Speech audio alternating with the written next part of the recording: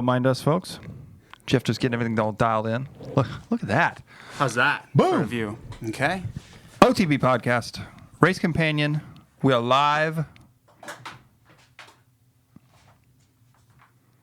Jeff's behind the scenes getting everything set up. Petco Park, San Diego, getting set to go here. We've got 7 minutes to the start of the Supercross show. If you guys are just tuning in, thank you for joining us. We've already got viewers. We got viewers, Jeff. We're doing good. Okay. Let me put my headphones on and get adjusted. And I'm going to take this over. Hey, everybody. Welcome. Let's see. We got a couple minutes left at UFC. Get a refresh on that. Welcome. Hey, everybody. How we doing? All right. So it looks like about 2 minutes of UFC before our program starts. Do you want to, let's pull up the, hey everybody, how we doing? Make sure, most important thing is to simply push the share button. That is absolutely the most important button of the night. So, what we're going to do here is we're going to pull up the, results, or I'm sorry, the, overall points from the races. So our first, let's just go through the evening program here. So the first race is at 9:10 our time, which is Central, and that's 7:10.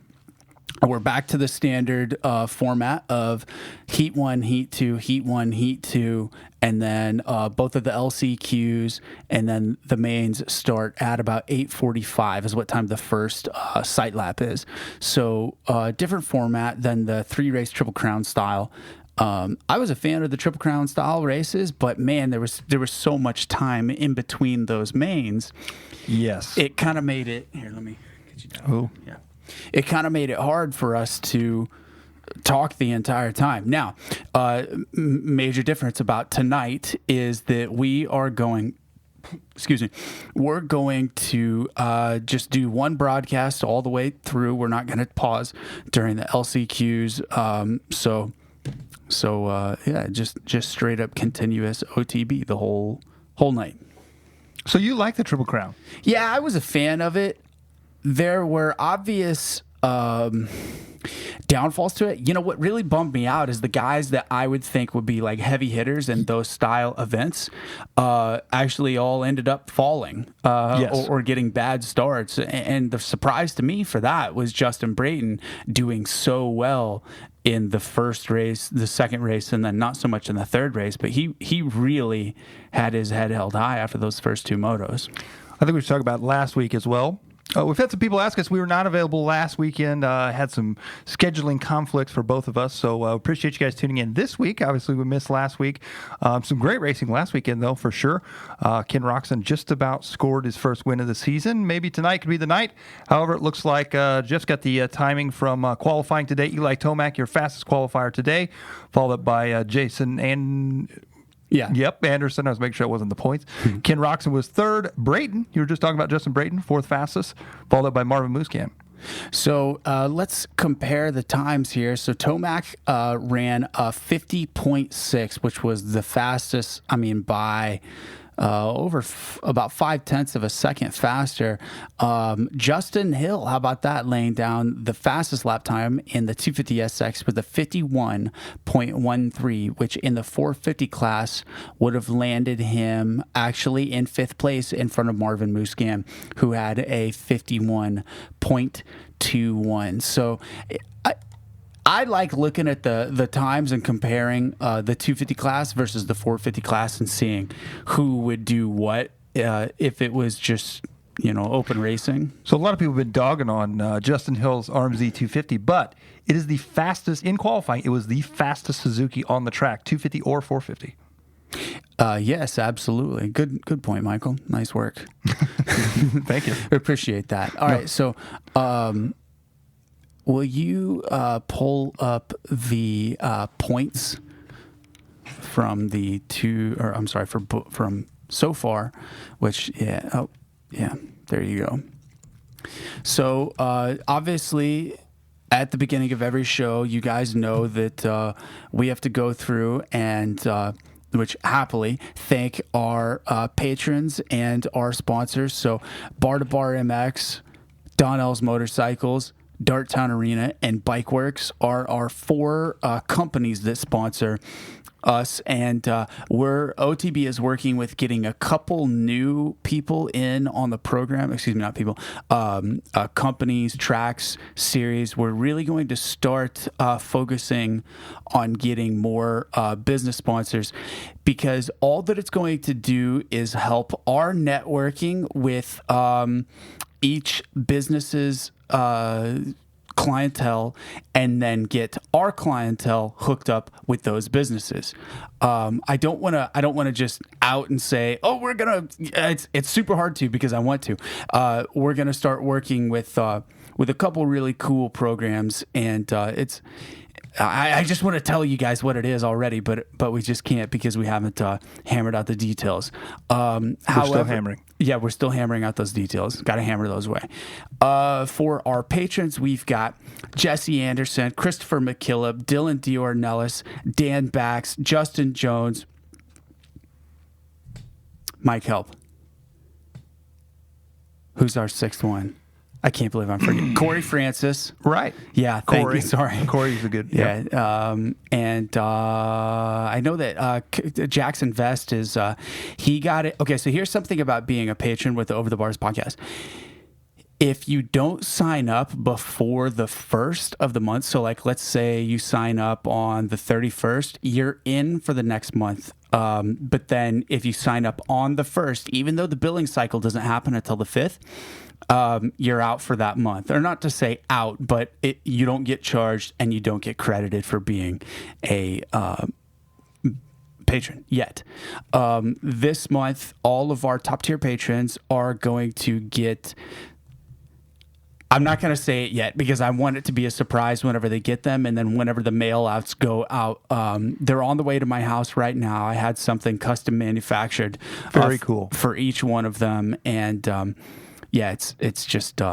if you want to be part of getting a really cool item every month, whether you do like a middle level subscription to our show and just get yourself dialed in with some sticker packs, or if you want to throw $15 our way every month, then you get cool. I mean, we've given out T-shirts, dog tags, custom sticker packs. The standard issue sticker packs, you get a lot for your money. Every month it changes. It's something new. Then we have like an entry level $5 buy-in. If you like the show, that's all you got to do, and we'll still send you some stickers. So going over here, now that we've said all that, going over here into the point standings here, Mike, I'm going to pull up the overall points here. And zoom in for you. All right, so why don't you read off the top 10 so far? Ironically, they're showing last week's race right now on Fox Sports 1. Before we do this real quick, so if you guys are new to the OTB podcast, Race Companion, if you're watching on Fox Sports 1 and you want to sync it however you want to do it, what we'll do is before the start of each race, we'll say the 30-second board goes sideways, basically, and then we'll say, obviously, when the gate drops. So you want to pause your TV and try to sync it up. That's the easiest way to do that, is to pause and sync that direction. That way you're on track if you want to listen to our commentary during the race. But back to points now. After last weekend's race, some exciting racing. Ken Roczen almost taking his first win of the season. Missed out after coming up a little bit short in the rhythm section, a few bobbles here and there. So Jason Anderson, still your points leader with 115 points, 15 points ahead of Ken Roczen in the number 2 spot. Justin Barsha sitting in 3rd, Cole Seeley in 4th, Justin Brayton, Weston Pike, Blake Baggett, Marvin Muskin in the number 8 spot, Josh Grant and Cooper Webb rounding out your top 10. Also, notably, is Eli Tomac, the number 3 on the Monster Energy Kawasaki, 63 points. I'm not going to say that he's out of title contention. I mean, he's practically down 2 races with 1 point at Anaheim 1, no points at Houston. So he's got a lot of room to make up, almost 50 points down from Jason Anderson. Now, anything can happen in Monster Energy Supercross. There's still 11 rounds to go after this race.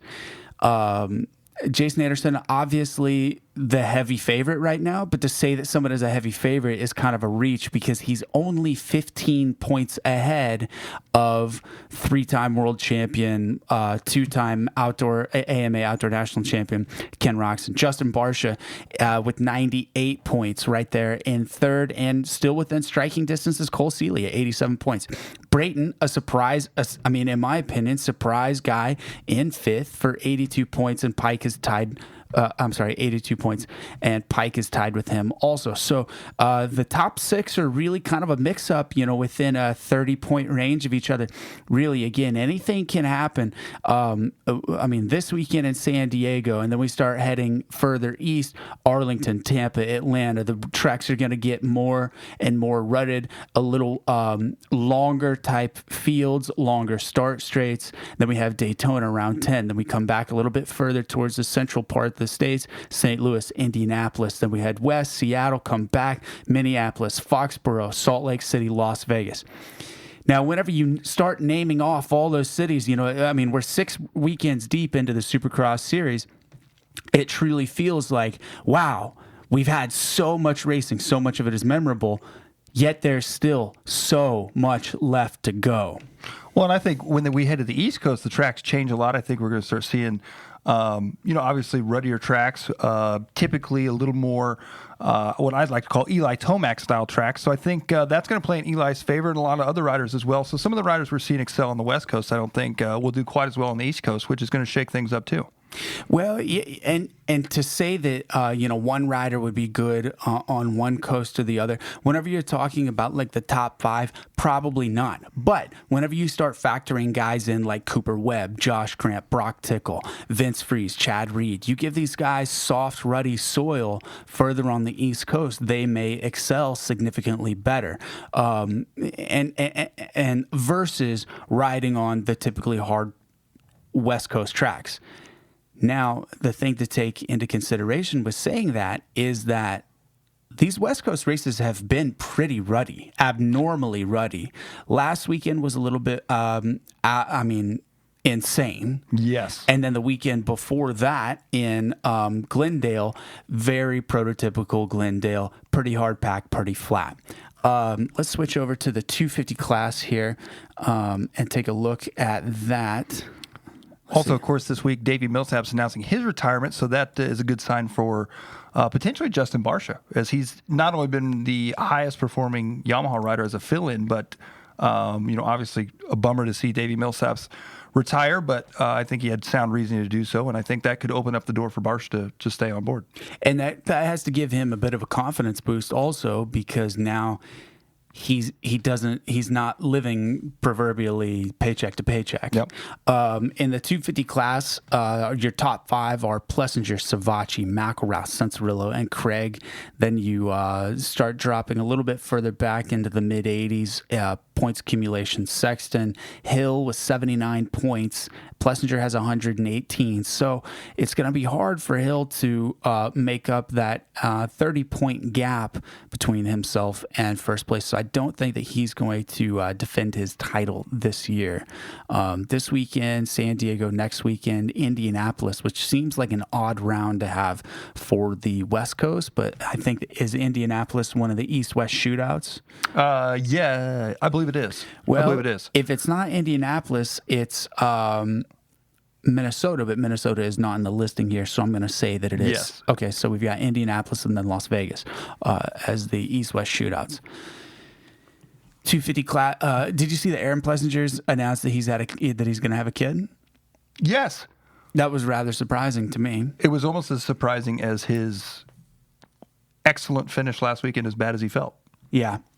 When they say a rider doesn't feel good or is sick or under the weather, obviously that takes a toll on him, but you could really see it last weekend with Plessinger, and I didn't really realize that's how bad he felt. Yeah, absolutely. I mean, whenever he pulled off of the track and was laying down on the ground, that's whenever you know he had absolutely nothing left in the tank. A guy that goes from doing the worm to just collapsing. Doing the proverbial, or the dance the worm dead worm to the dead worm. Yeah, pretty big difference there. So moving into San Diego tonight, Plessinger, again, not there's no clear-cut guy to be the guy here. We've got Plessinger, Savatgy, McElrath. McElrath won the first race, fourth in Houston, then 2 second-place finishes in Anaheim and Glendale. So he's right there. And then last weekend, had he not finished so poorly because of the mechanical or whatever it was that happened to him, I know he went down. Only 8 points in Oakland last weekend. If it wasn't for that, I mean, he'd still have the red plate by leaps and bounds. And who is our, let's take a look at our 250 qualifying from today. Justin Hill was obviously the fastest, but we'll see, where was Plessinger? Plessinger fourth fastest today with a 52.3. So he was 1.2 seconds off Justin Hill's fast lap time. So, there's a lot to be said. The qualifying obviously goes by your one fastest lap, but the races are made up of a lot more than just one fast lap. So consistency plays a big part in this too. And I think it's good to see Justin Hill up there, but I think I don't think he's necessarily going to walk away with it tonight. I think consistency has been kind of an issue for him along with starts. So I think Justin Hill, we'll see. Yeah, and then I'm reading Damon Barnick added that Savatgy crashed pretty hard today, so he'll be, and he's sitting in 8th right now with a 52.9, and did not take a time in the first session. So he'll be coming from his time off of the second session a little more shaken up. So Savatgy may be not quite in 100% shape tonight. Again, Christian Craig right there with a 52.257 in third place. Can easily strike, get a good start, and maybe walk away for the first few laps before he throws anchor. Typical Christian Craig. And not to knock the guy, but it's just kind of been his forte is getting a good start and then dropping back. Well, Bradley Taft, too, making his way into the top 10 tonight. That's good to see for Bradley with a 53.2. The gap between first and 10th, Mitchell Harrison, the number 10 spot. So Hill had a 51.1. Mitchell Harrison had a 53.2. So almost 2 seconds, a little more than 2 seconds there between first and 10th in the 250 class. What about in the 450 class? Between first and 10th? I'll pull that up right here. First and 10th in the 450 class, less than a second. Yeah, so wow. Obvious. Well, I mean, if we were running both coasts of the 250F class in one race, it would be probably about the same. That's where the showdown's going to be good. Yes, it will, for sure.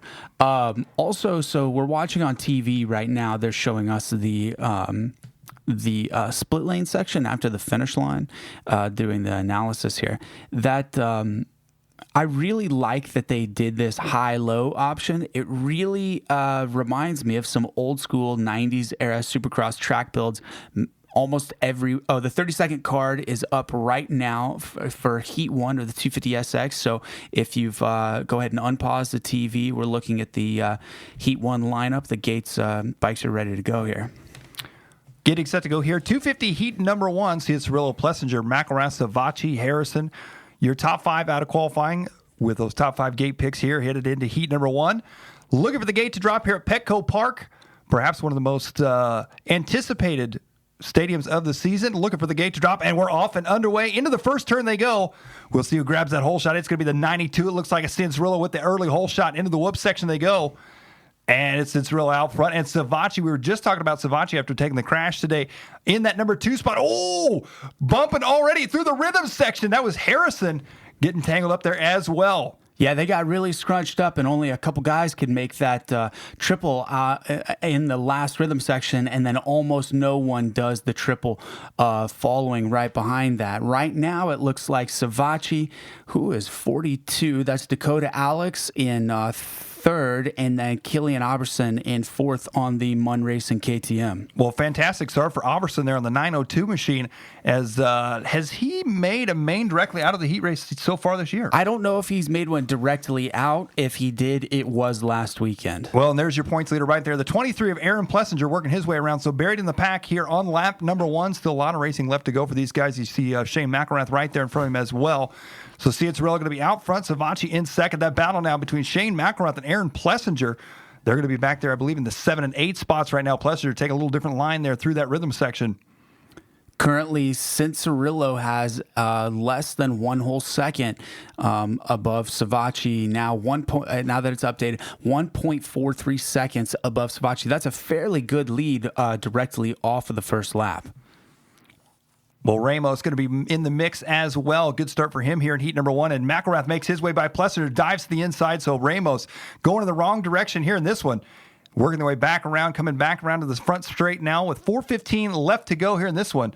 Cincerillo out front, Savacci, Alex, Chisholm, Alberson, McElrath, Plessinger, Ramos, and Brees, your top 9 right now in those direct transfer spots for the main. I don't need to explain to anyone the reasons for all the camouflage gear, but I really like coming to San Diego for that reason of seeing all the new team liveries and gear combinations just for this military appreciation night. And Mike, whenever I was doing inside track and came to the San Diego Petco Park and got to see it in person, it's pretty cool how Feld treats all of the veterans and active duty military personnel.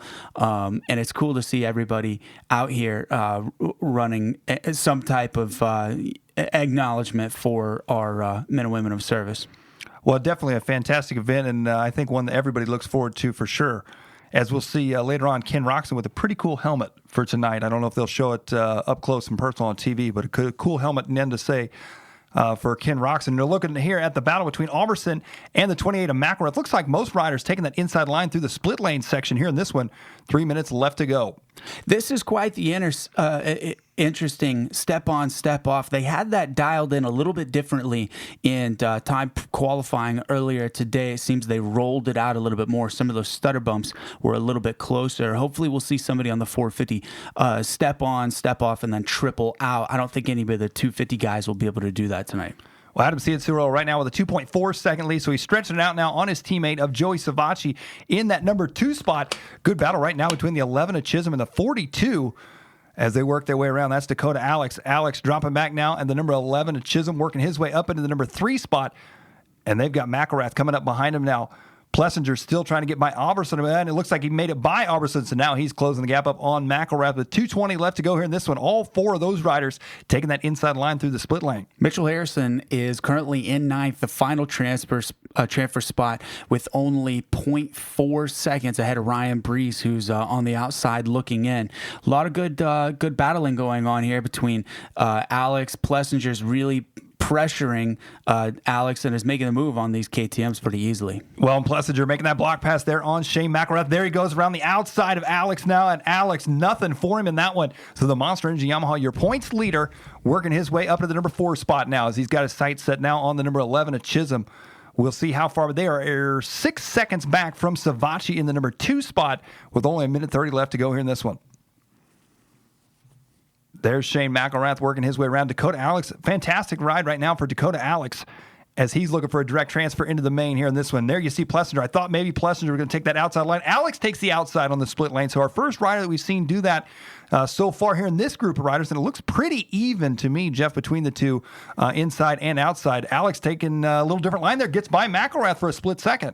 Yeah, they showed on the opening montage how much faster it was whenever you step on and step off out into that straightaway. I mean, it's almost 4 or 5 miles an hour faster. Not that we're really measuring in miles per hour, but you are carrying more momentum coming into that first corner from the start straight, which does give you an opportunity to maybe triple into that step on, step off Razorback section.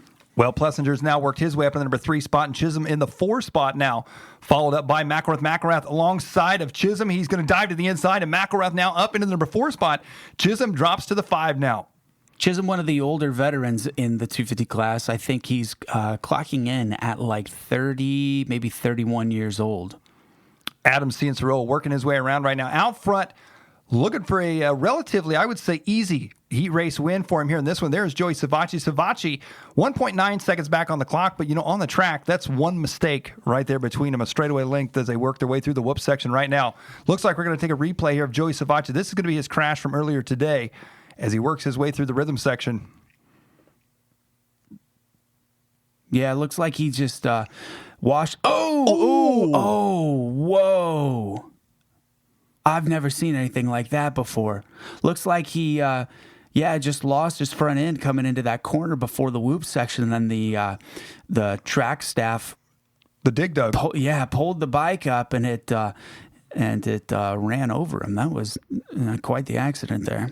But Savatgy coming back, only 2.6 seconds behind Cianciarulo. Final lap, Plessinger, 9.5 seconds behind the leader. Stretched out pretty far. Chisholm almost 15 seconds behind. Jan Ramos still in qualifying position on the 992 IB Corp Yamaha. Mitchell Harrison taking a spot above him in 8th.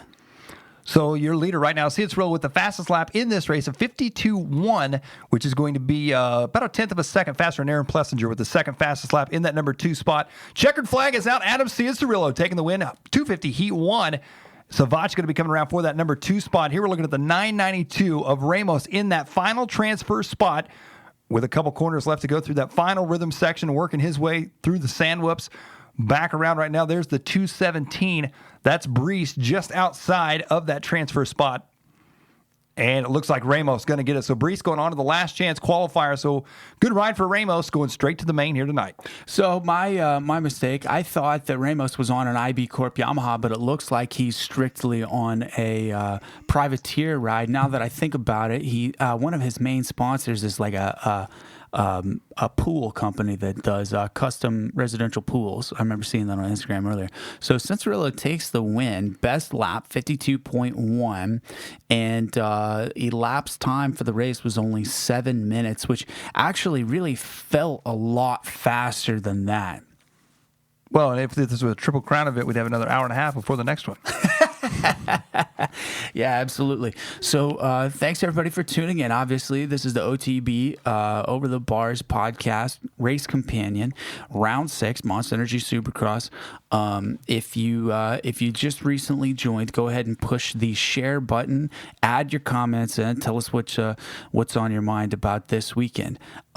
So listen, I am an avid Weston Pike fan, and one of the things that bothers the shit out of me about Monster Energy Supercross commercials is that it's the same thing over and over and over. Like, I mean, I've seen this Liberty Mutual ad. I've seen the Toyota ad. I mean, it's pretty mind-numbing. And I'm a person, I hate television commercials to begin with. So whenever I'm watching live TV, Mike, I put the TV on mute as soon as the commercials come on. Well, see, that's why we're here. That is why we're here, and that's why you are tuned in to the OTB podcast, so you don't have to listen to this shit. You can listen to us instead. Yeah, because we're so much better. That's right. Yeah, absolutely. So if you've joined us from Vital, thank you for coming in and checking us out for the first time. I'm Jeff. This is Mike. We're the dynamic duo of the OTB podcast. Whenever the races get over, give us a little feedback on Vital. We like to hear back from you guys. So, okay, let's go to some of the comments here. So Brennan Brooks says, where can we watch the race live stream? Well, sir, there's one or two ways that you can do that. You can go to YouTube TV and get a free trial. We actually watch the races on YouTube TV and watch the races live. It's $30 a month. And that's part of what our patron donations go to, is paying for our TV service so we can watch the races here. And then the other way that you can do it is maybe get on Reddit and just look up live streams, and maybe you can find a link there. No guarantees.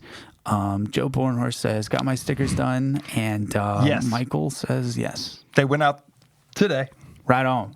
And then Parker Berg says, the track looks pretty good tonight. I'm with you, Jeff. I wish they would incorporate more of the elevated sections. So, yeah, and like those of us who were around in the 90s and 2000s, and especially in the two-stroke era, there were so many sections that we can remember where it would be like step up into a hip on a corner and then left and then usually like drop down on the inside, table out into the straightaway, or the outside would pop up on top. Very similar to how it is set up tonight. So this is a nice little one single throwback section. Something else that I noticed about this track, I cannot get over how wide the whoops are. Whenever you guys watch the races, take note of just how wide the whoop section is. Almost double the width of what it was last weekend, which is pretty tight. So we're going to listen to what Cianciarulo has to say here.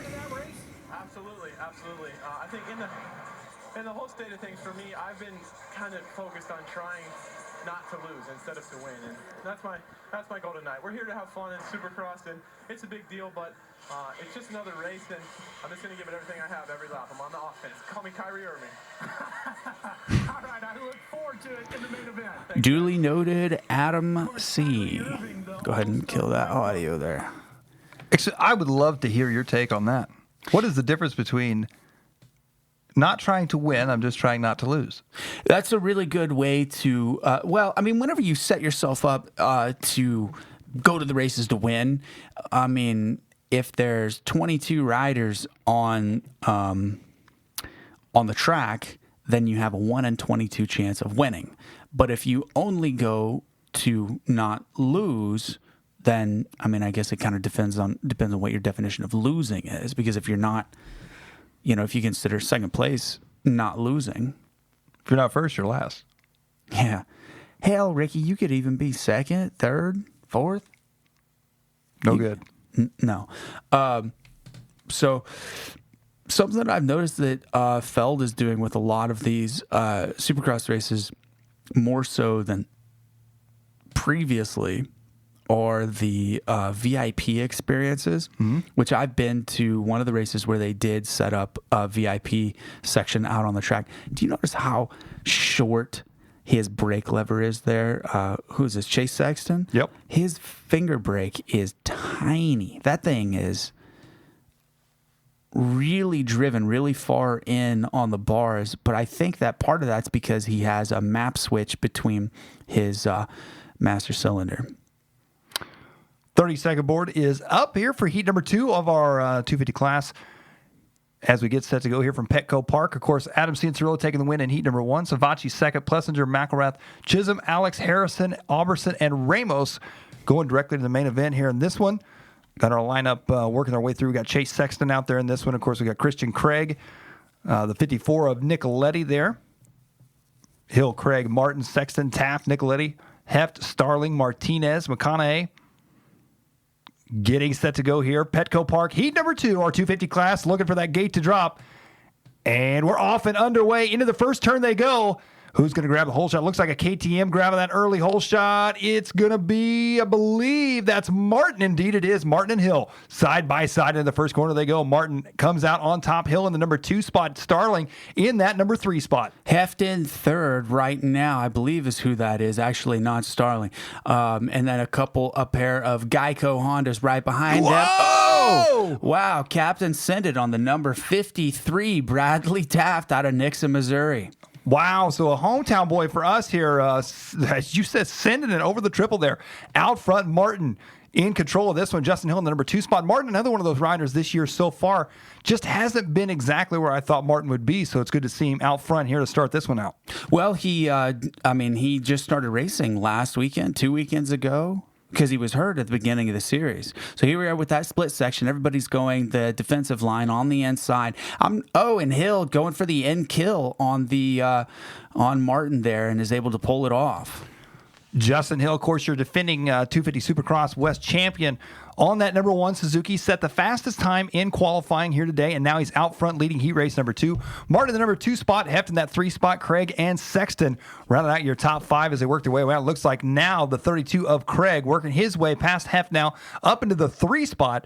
And, of course, Christian Craig on that Geico Honda. He's got his teammate Chase Sexton right there behind him as well.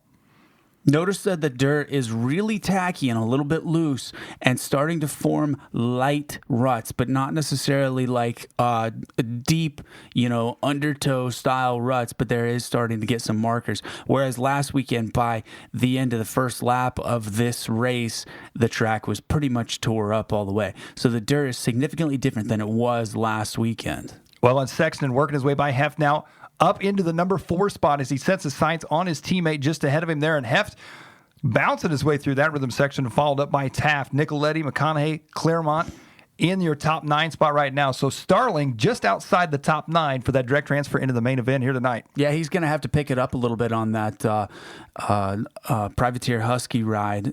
He's Actually, he jumped up to 8th right there, so it looks like McConaughey and Claremont McConaughey took a dive there, and in the process, Starling jumped up 2 places. Well, we're looking at Bradley Taft out of Nixon, Missouri, working his way around on that number 53 machine, closing the gap up on the 67 Heft now, coming around to the finish line. Hill still out front with a 1.7 second lead now over Martin. Hill's fast lap of the race of 52.1, which was the same lap time as Cianciarulo, if I'm not mistaken, from heat number 1. So some close paces between our 2 heat races. Oh, no, and that's Martin down in that rhythm section. A little bit of trouble getting the bike back up and going here. So, Martin, we were just talking about, good to see him out front after making his return to racing, and now he's in the back of the pack here in this one. Yeah, he's fallen out of the way of qualifying position, but Hill, the absolute benefactor of it, looking really good with that number 1 plate out in front. Now Heft has gone down to one of the rhythm sections, seems to be collected himself up on top of one of the Monster Energy tough blocks there. Looks like he's might be hurt. Not quite sure. We'll get an update on him.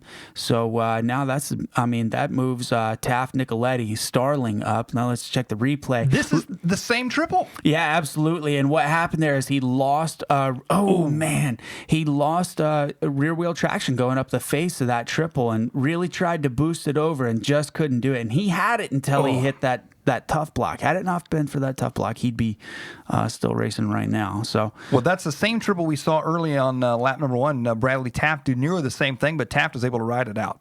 Hill, with 2 minutes left to go, 250 heat number 2, out front by 3.5 seconds on Craig. We're currently 5 laps deep in the race. We'll probably get another 2.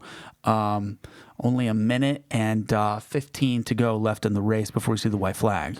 Well, and Chase Sexton right now 1 second back, last time by the line from Christian Craig, his teammate Craig in that number 2 spot. Of course, we talked about Craig a little bit before the race got going tonight as one that always starts out strong, but tends to peter off towards the end of the race tonight. And so we'll see how he does there on that Geico Honda in that number 2 spot right now with Sexton the 3, Taft up to the number 4, and Nicoletti now up to the number 5 spot. So Nicoletti putting another Suzuki in the top 5 here in heat number 2. When's the last time that you saw 2 Suzukis in the top 5 in a heat? It's been a long time.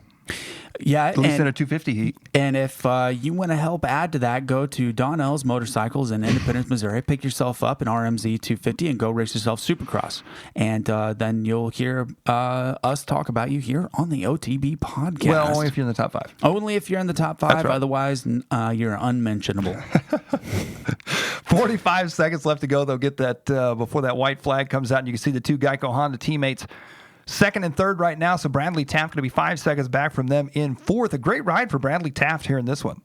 The 53 and the 54 sitting 4th and 5th right now with Nicoletti. Then Martin. So Martin is back up to the number 6 spot. So Martin looking for a direct transfer into the main even after going down. We didn't get to see his crash, so I was curious to see exactly what happened to Martin in that rhythm section. I guess I didn't quite. I mean, I'd almost guarantee you, just like Benny Bloss and Eli Tomac a couple weeks ago at round 1 at Anaheim, they lost rear wheel traction. I know that's kind of been a bit of a often flavor here in Monster Energy Supercross this year. Seeing a lot of guys having front end skate coming into the corners, and then the rear wheel is not making contact and constant traction coming out of the corners. That's kind of a new. That's kind of a new note this year that, and you may remember a couple years ago, we were seeing that a lot whenever James Stewart was racing Yamahas. He was having problems with the bike doing just that. And a lot of people were blaming it on the Pirelli tires at the time that the JGR Yamaha team was running. Meanwhile, Hill out front, final lap, almost 4 seconds of a lead on Christian Craig. Well, Justin Hill, even though it's a heat race, I think this is going to be a big confidence booster for him, obviously being the fastest qualifier today. Heat race winner, assuming he can keep it on 2 wheels for a few more turns here in this one. And I think he's going to be a front runner tonight. As start is going to be key, especially tonight, I think, as Christian Craig in the number 2 spot, still Sexton in the 3, just a few corners left to go. And your heat race number 2 winner, Justin Hill, your top qualifier today, and heat race number 2 winner here in our 250 class. Christian Craig coming around second. It's going to be Chase Sexton taking the number 3 spot here in this one. Yeah, that's good to see. That's finally, now we can officially say it's not the bike, because he did get a good start, held on to second place behind Alex Martin, and now has gotten himself a heat race win. Is this the first or second one for him this year? I believe. I don't know. That's a great question. Yeah, maybe he won an LCQ. I can't remember, but I do remember seeing him take one checkered flag for sure. So after the checkered flag, and that one, it's Justin Hill first, Christian Craig second, Chase Sexton third, Taft, Nicoletti, Martin, Starling, Martinez, and Robbie Wageman taking that final spot. That's Robbie Wageman's first main event transfer straight out of the heat. Now, little note here: this race went an extra lap in the last 250SX race. So it was 7 laps. It was 7 laps. This one was 8. And I'd be curious to see how many position changes happened on that 8th lap, if any. Well, I mean, we can see Wageman had his fastest lap on the final lap. Yeah. So he obviously made some magic happen. So Claremont, Lieb, Zebrano, Lynette, McClare, and Russell all going to be going to that last chance qualifier, which we'll be seeing here in a very short while. So now we're going to jump into the 450 race, heat number 1. Let me pull that up here. Let's see. Looks like it's going to be Tomac, Roxon, Pike, Wilson, Barsha, Grant, Freeze, Stewart, Bloss, Ray, Catanzaro, Scherer, Paulatelli, Tedder. We got a lot of, even going back deep all the way to Dakota Tedder, who qualified 28th. That's pretty deep. Pretty deep amount of riders there. And then in the heat number 2 will be Anderson, Brayton, Pike. Oh, gosh, I messed up. Okay, so the first one is going to be Tomac, Roxon, Muscan, Baggett, Webb, Seeley, Tickle, Bogle, Bowers. Okay, and then heat number 2, Anderson, Brayton, Pike, Wilson, Barsha, Grant, Freeze, Stewart. So those will be your top 8 out of time qualifying transfer.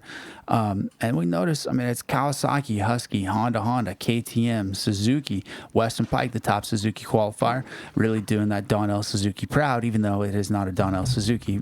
Might as well say it is. A lot of KTMs, a lot of white bikes also up in here. Also, let's see. The number 22 of Chad Reed looks like he qualified about 13th or 14th. Wow. With a 54.5. 4 seconds off of the lead pace. So Mr. San Diego himself probably not going to take the win tonight. But then again, you never know. He is Chad Reed. Do you think Chad Reed has openly said he's not in great shape. He's not ready. He's not really prepared. He's just happy to be out there riding. Is this the final season for Chad Reed? I think as long as he feels like he can win, he's going to be out there. So here's Justin Hill. We're going to look at that hat. Nice. You're the great question of the year. What is going on with this guy? And now we see on the top step of the podium, at least for a heat race. Have you got this all figured out? Are you ready to get your first main event victory too? Yeah, I think I'm ready. It's just one of those things. I've just been kind of getting more comfortable, and working tirelessly with Joe Gibbs Racing to try to make this thing the best that it can be. And, honestly, I've just been sticking with something that's good. I haven't been trying to go up above and beyond and find something spectacular. So tonight, we just have the same old dependable setup, and I feel really comfortable. Well, you should. You're comfortable with that hat style there, too, man. You just won that for unique hat Got wearing. a little late, but hey, it's in there. I like what Stephen made. That's funny. He essentially said the same thing as Sensorillo of just wanting to get comfortable. What are we about to see right here? I think we're about to see a. Whoa! Hang on to her. Oh, The 870. Oh, yes. Where's the nets? Oh, boy. Oh, who needs it? Oh, that was a hell of a save. who is this? Who are we watching? Let's see, number 8. Look at that. He's like, He came back. Nothing happened? Nothing. Shake it off. No, I don't think No so. biggie. Looks like the 817 was Jason Claremont. Yeah. Now, was that where he lost ninth place? He was sitting in ninth, I believe. I bet that was whenever he lost the final transfer position. Yeah. Wow. Poor guy. Well, okay, so we've seen the track. We've seen both 250 heats. What do you think is the biggest factor in is there look at that blacked out bar pad that Dean Wilson's got. In case you guys are just tuning in, just a little bit like a dog walking down the side of the street. or a squirrel. Look, my favorite thing. Squirrel. Back to the track. Yeah. So, what do you think? Is there any point on the track that is like more like the most key section? I'd like to say the whoops, but I don't think they're there yet. I think they're not gnarly enough yet. Can we take note also? Justin Barcia's mechanic is either a fill-in or Ben Schermeyer shaved his beard off. Because his normal mechanic, Ben Schermeyer, is that guy with the gigantic beard. Yes. So, interesting. Fun fact. Yeah, fun fact. So I like how the AMA official has yellow gloves as he walks down the line with the pointer there. That's so we can see him. Absolutely. Mike, what's up? Well, that 30-second board is now up. That means time to unpause the TV, and we are getting set to go here for our first 450 heat tonight. On the line here in this one, Anderson, Brayton, Pike, Wilson, Barcia, Grant, Freeze, Stewart, Bloss, Ray, Catanzaro, Scherer, Politelli, Tedder, Raper, Merriam, Pearson, Winterstrom, Pauly, and Eck all out there in this one. Bubba Pauly out there, of course, from the St. Louis area. So we get set to go here from heat number 1, 450, Petco Park. 30-second board still up. It goes sideways, looking for the gate to drop. There you see your points leader, the 21 of Jason Anderson, and gate drops were off and underway. Down the start straight they go. Who's going to grab the whole shot? Anderson, and it looks like Josh Grant, though, and Anderson dives to the inside now. So that's going to be the Rockstar Husqvarna of Jason Anderson grabbing that early hole shot here in this one, the 51 of Justin Bam Bam Barcia in that number 2 spot. Pike got shoved off of the track. He's on the outside, on the concrete outskirts of the track right now. I'm really surprised that Grant just didn't check up and cut in tighter. That was his whole shot to lose there. Well, and it looks like Malcolm Stewart, after that fresh signing with BTO, up. Wow, look at Malcolm Stewart making quite the move, tripling into that section past Justin Barcia. Stewart up into second now. We had a Honda rider there. It looked like maybe Vince Freeze on the 55 that was on the track going the wrong way. He got shoved out there coming towards us while Malcolm was tripling. As they work their way through the split lane there, you saw Josh Grant taking a different line through the split lane. Here comes Barcia now. Barcia back by Stewart now. Stewart, though, I tell you what, this, I know we've only one lap into this one, but Stewart put in an impressive ride early on here in this. Josh Grant still in the number 4 spot. Weston Pike back up to the number 5 spot. Meanwhile, your points leader, Jason Anderson, out front leading the way. So you said that Malcolm was signed to BTO? Yes, he signed a deal with BTO this week. Okay, excellent. Good for him. That's good to see him have his own private sponsor to bring into the JGR team. As they're working their way around right now, and Barcia got back by Malcolm Stewart, and there you see that looked like the track crew cheering on for either Stewart or Barcia. But Stewart not letting him out of his sights right now. So maybe the signing with BTO might have a little bit of a fire under Malcolm Stewart as he's working his way up, trying to close the gap back up on Barcia. There you see your points leader and heat race leader right now, Jason Anderson. Malcolm lost rear wheel traction coming through that split lane. Seat bounced out of the inside and one-leggered into near-death endo. If he would have been 6 inches shorter, he'd be on the ground right now. That was a very near major crash that he just had. But all you have to do is just pull the tear off and hold it wide open, and you're as good as new.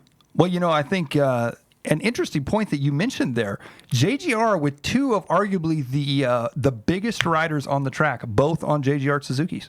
Well, I will say I have rode this 2018 Suzuki. It's a good bike, but it definitely suits larger riders, so it doesn't surprise me that Malcolm and Pike both able to ride this bike really well versus your smaller guys probably wouldn't ride it well. Grant goes to the outside, step on, step off, comes out. See how much faster that is going into that start first corner. So what you're saying, the Suzuki, a big boy bike, and just so we say that, here comes big boy Weston Pike working his way up on Josh Grant right now. Through that rhythm section they go, and Josh Grant trying to put the pressure on Malcolm Stewart right now. Still, Stewart in the top three here in this one. He is going to be 4 seconds back from Justin Barcia, and Barcia 1.7 seconds back from your leader. There goes Josh Grant now. Oh, Grant showing him a wheel. Grant goes on by up into the number 2 spot. Stewart and Pike. Stewart cuts over just a bit on his teammate, a Pike, through the whoop section. Pike trying to dive back to the inside now. I really don't think that Malcolm had any idea that Weston was right there and kind of started to fade outside. Looks like Malcolm made a couple mistakes and he's gotten a little pumped up. Now Brayton right behind him. I noticed as I'm watching Malcolm ride, it's almost as if he never has his finger on the clutch. Maybe a little coming in and out of the corners, but as soon as he gets into the straightaways, no finger on the clutch, which goes against basic riding technique. It works for him. He's faster than I am. Well, here comes Brayton now. Brayton, the number 10, working his way around on that Moto Concepts Honda through the rhythm section, trying to make his move on Malcolm Stewart now. And Stewart goes a bit wide. And as you said, looks like maybe Stewart might have tensed up just a bit, and he's starting to drop back. However, he's still looking at a direct transfer as of right now into the main. Look at that right there, tripling in the section. And when they come back around to the split lane, watch how hard those guys, it's almost like they're in a slingshot when they hit that inside section. Through the split lane. That inside berm is really steep, and it is a tight angle, too. So whenever they hop in, it's like a little slingshot, just like that. But that lip that they kind of bank off of is... I don't know. It's almost like the rut can't go up onto the side of it, so they really can't lay the bike over. It's almost like Stewart is either running 199 beats per minute right now or is not very happy with the way the bike's working. But judging by how many times he's lost rear wheel traction, just kind of squirreled out, I think he's not happy with the way the bike's riding, so he's just going to back it down and phone this one in into a qualifying position. Well, coming up behind him now going to be the number 60 of Benny Bloss. Another big rider on the track, perhaps the tallest rider on the track out there, riding that Rocky Mountain ATV KTM. Good to see Benny out there. He's struggled with some crashes and injuries this year. Of course, a local rider here for me and Jeff. So good to see him out there and in a direct transfer right now, Jeff, in the number 7 spot. Yeah, absolutely. And side note, Benny Bloss has been spotted at the Oklahoma City airport wearing an Over the Bars podcast T-shirt, which you can pick up if you're interested from ripandruts.com/store. Now it looks like we're watching Scotty Winterstrom here, which is not not in a qualifying position, but he was the first rider behind Benny. Dakota Tedder, currently in 9th, will be the guy who holds the final transfer position. Dakota Tedder has been an LCQ champ so far this year, but good to see him. Probably going to qualify straight out as long as Catanzaro and Wilson don't make moves on him. Well, that's one rider that I thought was going to be a big hit this year was Dean Wilson, and right now he's out of the top 9, sitting in that number 11 spot. Here we're looking at Grant and Pike as they work their way around through lap traffic. And Grant taking the inside through the split lane there. And here comes Weston Pike now. Weston Pike showing Grant a wheel. And you mentioned earlier on that Grant pushed Pike around, and here comes Pike to take it right back from him. Something I'm really, wow, I like how those guys are tripling out, just pure savage mode. Okay, something I'm noticing about this track, a lot of really steep transitions. A lot of quick, short pops up onto tabletops, a lot of steep transitions in the valleys between the jumps, and I think that the Feld track crew has done that intentionally to make the track slower because it's a rather short track. Anderson's best time, a 50.5, so that makes sense why they would steepen up some of the sections. Well, we just saw Anderson through that split lane. We were talking about how fast those guys slingshot through that inside, but it looks like a rut is starting to form now on that inside. And actually, Anderson actually stood the bike up in it a bit and caused him a little bit of trouble. But however, with a 4.9 second lead, he can make a few mistakes like that. Over Justin Barsh in the number 2 spot. Weston Pike still in that 3 spot. Looks like Anderson's going to pass the 447 of Devin Raper and the O'Neill gear there. Anderson doesn't look like he's participating. You know, it's odd how the KTM and Husky guys just don't really participate in the military appreciation. And checkered flag for Anderson. A heat race win once again for your points leader.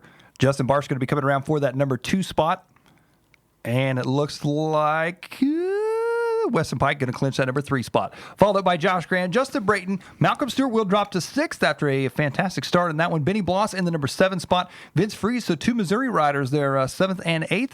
Dean Wilson squeaks his way in on the final lap with a 9th place finish, just ahead of Dakota Tedder, who you had already said, the LCQ champ. And it looks like he's going to the LCQ again tonight. Well, it's not necessarily uncharted territory for him. He's been there a time or two. All right, let's go up here and check out some of these comments. Kind of jump in here. Let's see.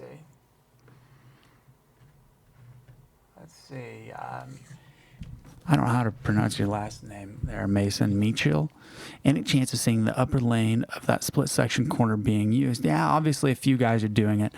I think that's kind of an older comment. Let's roll down here. I've got a feeling you're talking about parts of the track. If that inside, if enough guys use it and start wearing the inside out, I think you're going to see more guys when it comes around to the main using the outside because it's been unused. Okay, here we go. Brennan Brooks asks, I really hope Roczen gets the win. He really deserves it. What is your opinion on his recovery? Do you think he is ever going to get on top and dominate? Mike, I'll let you take the first shot at that one. This is his opinion here? Yeah, strictly opinion. Strictly opinion. This is the OTB Opinion podcast. Okay, my opinion on this is, will he dominate again? Will he win again? Yes, I believe Ken Roczen can and will. Will he ever be the free-flowing, free-spirited on the dirt bike Ken Roczen, maybe to the speed and domination that he once was? I don't know. That's going to be a lot harder for him. I think there's a lot more than just the 17 surgeries or whatever it is that we know about. Behind the scenes that take part every time he gets on a bike. I think the limited mobility and all that. So, yes, I think he will come back and win. I think he will be dominant again. Will he be as dominant as maybe he would have been without the injury? I don't think so. But, yes, I think we'll see him back again. As far as getting on, okay, so this is kind of a two-sided question. Do I think he'll ever get on top? Yeah, absolutely. And dominate, though, that's a hard one to answer. You never really have a pair of binoculars into the future to tell who will be the next guy. I mean, who would have thought that Dungey would be the most dominant rider for so long? Villapoto, maybe a shoe-in. But right now, we are without an absolute clear-cut guy to be the one. Anderson's just the dude who has the points lead. I mean, he's been the best week in and week out. That's why he has the points lead. But I'm not saying, and Jason's a friend of mine, but I don't think he's like the most dominant rider by any means. He's just put himself in really good situations. And then, going down the list here, the same with Barsha, or let's even look at the qualifying time so I have a better scope. Tomac, listen, I think that Eli Tomac is one of the most talented riders on a dirt bike, but I also think that he is equally capable of making bad decisions out on the track. Ken Roczen, could he come back and be a multi-time champion? Sure. Again, like Anderson, right place at the right time. It really depends. Musquin probably was the heavy favorite to be the guy post Dungey, but as we're saying, it's not been his year. Now it's hard to say. Is it just this year or period? Let's go to see what El Hombre has to say about that win. Was that a statement victory for you? And if it was, what was the statement you made? Yeah, for me, I just want to be known as a fighter. I don't ever really want to be counted out, but I also want to be really solid. So, just I'm gonna fight those guys to the end, and hopefully come out with the win. But no matter what, I want to be in the battle every time. And I feel like my Rockstar Energy Racing Husqvarna has been helping me out, and we've been working hard, and just gonna keep it going. Well, you got another battle to fight tonight. You're going to the main. We'll see you there. Yeah, thank you guys. Here's Tyler Bowers, the 4-time. Well, there we heard from Jason Anderson. Anderson seemed a little more winded to me than our previous heat race winners in our 250 class tonight. I felt like that was a little more work for Anderson than it was some of the others. Here we're taking a replay. They're showing on FS1 right now. Tyler Bowers, perhaps next to Roczen last year, but for 2018 so far, I think that was the wildest crash I've seen. And here he is, right back on the starting line this weekend. Look how bulgy he is in those mid arms, dude. Wow, good for him. Not a little bulgy right there too for her. Yeah, that was a hell of a wreck, and to come back from that, equally impressive as I don't know how he crashed like that. I mean, that was just straight whiskey throttle. It was bizarre, to say the least. 30-second board is up, so it's time to unpause those TVs, get us synced up here. So we get set to go here for 450 heat number 2 from Petco Park. Of course, we saw Anderson take the win in heat number 1. We'll see who takes it here in heat number 2. Our lineup for heat number 2, including, of course, Ken Roczen, Marvin Musquin, Blake Baggett, just to name a few. There you see all those riders lined up. Eli Tomac in this one as well. Ken Roczen is sporting those new Fox View goggles that you can pick up from any authorized Fox retailer. Looking for the gate to drop here. Heat number 2. 450 class off and underway. Into the first turn they go. And a rough start on the inside for Roczen. It's going to be the number 4 of Baggett grabbing that early hole shot. Just as I say that about Roczen, though, he comes out in the number 2 spot. And it's going to be the number 2 of Cooper Webb on that Monster Energy Yamaha out front, leading the way here on lap number 1. I'm noticing a lot of guys would really benefit if they took the Darcy Lange approach. And Baggett comes up short on the triple big time. Wow, that triple, that second triple, because it's a flat base coming into it with no berm. Look at this. Chad Reed, Mr. San Diego, setting 4th place. I think this is his best qualifying position so far yet this year.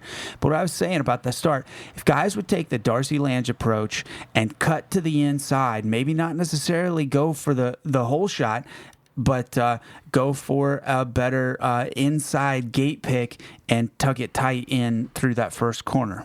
Well, Marvin Musquin right there trying to make an inside line move there on Baggett and Reed. Actually cost him a few positions. He was unable to make the finish line. There we see Chad Reed on that CR22 Husqvarna. And there's the number 14 of Cole Seeley working his way past back. And we've got, Baggett. Baggett is just on edge tonight as we see the yellow and medic flags waving. The red lights there on the triple. You see everybody rolling. Red flag. Red restart. Yep. And Reed waving his arm there. We'll see who the red flag is for on this one. Well, let's see. Let's go to the live time. The 19, Bogle. Looks like the number 19, the JGR Suzuki of Justin Bogle. That's weird. It looks like his bike was almost locked up. Yeah. I wonder what happened. Maybe we can get a replay of that. It doesn't say when it happened. Let's see. Bogle was sitting in 5th place. Not quite sure where it was that he... Musquin with a sweet stoppie. Well, did you see he was doing that to lock his front brake? Well, to lock his whole shot device. Yeah. So I noticed that Musquin comes back with the gold foil kit on... Look at that. That's Josh Greco, the guy with the giant mustache in the G.I. Joe edition strict gear. That's really good looking stuff. So, there was a lot of kind of controversy around Musquin's gold foil numbering on the back of his jersey. I'm surprised that the AMA let him come back in that kit tonight. And it doesn't necessarily, I'm not saying it's inappropriate, but I'm thinking. Technically by the rule book, according to the AMA rule book, if I'm not mistaken, correctly, that it is only something gold foil or foil is only allowed at Las Vegas, correct? I'm glad. Supposed to be. I'm glad that they make the exception. Yes. Man, I'm really hoping we can get a replay of Bogel's crash there. Bogel's crash there. Let me try texting our eyes on the ground, Michael Antonovich of Transworld, and seeing what happened to Bogle as we await for that. So eventually, and this is something we're trying to work on figuring out how to do. So with Facebook Live, we can only have 2 audio inputs going on. So we have audio 1 and audio 2. And if you ever listen to OTB podcast, you know that we have call in folks, and that's routed through the back of the audio unit. But the problem is we can only have 2 inputs. So we can call Michael and we'd hear him, but unfortunately our FB Live fans would not be able to hear what's going on with him. So, not yet. So we're trying to figure that out. The only thing that I can think of we do is we split both of our mics into one channel and then have the call-in channel go in through the other channel. But I don't know how that would work. That's all over my head. I am not an audio engineer by any means whatsoever, but we'll. Let's go back to the comments here. Kind of scroll down. Oh, okay. Yeah, I'm getting a lot of correction here. I didn't realize that Schermeyer was a JGR employee. I thought that he was the guy for. I thought he was the guy for Barsha. KTM's graphics are camo. I see why you don't do stuff for Race Day Live anymore. Okay, wow. Jared Keller says KTM graphics are camo. I see why you don't do stuff for Race Day Live anymore. Cool. Thanks for the comment, bud. We appreciate you watching. Douchebag. Fuck him. I don't care. I mean, see, that's part of the problem about inviting people from Vital is that we're just going to get people to come in and talk shit. And I don't care if they do. I mean, people like that can come in and say stupid shit all day. And it's, I don't know. They're just Vital trolls. It's cute. But, I mean, hey, you're boosting our numbers by watching. See, the thing is, whenever you watch the Over the Bars podcast on Facebook Live, what it does is it shows people in your feed that you are watching this. So, and then only boosts our algorithm further up and gives us more exposure. So, thanks for the comment. We appreciate you commenting. And Jeffrey? Yeah. I feel like that comment was your equivalent of the new Gen X commercial. That was like a testosterone boost right there. I think that just took you to a whole new level. Well, you know, I have a soft spot for dumbasses. So he says, Parker Berg noticed, what's his face? 69. Bowers has bruised lungs and a broken rib. And Bowers is a tough guy. yeah, he really is. That's He's a why they tough guy. call him the Bear. So we're back live in Petco Park, which is... Dozers are out of gas, so we're brooming. Yeah. Those are some of... This place, this stadium is absolutely amazing. Well, there's... Arm or collarbone, one of the two. He's hurting. Yeah. So now Bogle... What's he doing with his head? Uh-oh. Yelling, fuck, that's what he's doing. He's in a lot of pain there. I wonder if there's something wrong with his leg. If he's got a leg problem also. Well, not a good sign for Justin Bogle, that's for sure. And as they're showing on TV, race was stopped. Fewer than 3 laps completed, so it is a complete restart for this one here. Very rarely have we seen a restart. It's been several years since we've seen a restart after 3 laps, hadn't it been? Wouldn't you say? I don't remember if they're... I recall a race where with Villapoto. Whenever they lined them up and did the stagger start. Yes. Yeah. But that was, back in Villapoto days. Well, here we're looking at Chad Reed, the 22 on that CR22 Husqvarna. And we were talking about him earlier being Mr. San Diego and not qualifying the best, but he had a great run there in the first start. We're getting set to go for the restart here in this one. This could be Chad Reed's weekend. This could be the weekend, maybe not for a win, but this could be the weekend that the confidence turns around. I'm listening to what you're saying, But you're not believing it. but I am in absolute marvel of how beautiful that gear and helmet kit is. That helmet is something else. Looking for that gate to drop. Here we go. The restart. Heat number 2. Cooper Webb is out front leading the way. Gate drops were off and underway into the first turn. Who's going to grab the whole shot this time? It is going to be, it looks like, the 25 of Marvin Musquin grabbing that early hole shot. 3 wide through the rhythm section between Seeley, Tomac, and Webb. Baggett dives to the inside. You know, actually, I don't see who's in first place because allegedly his graphics are camouflage. You don't see his bike.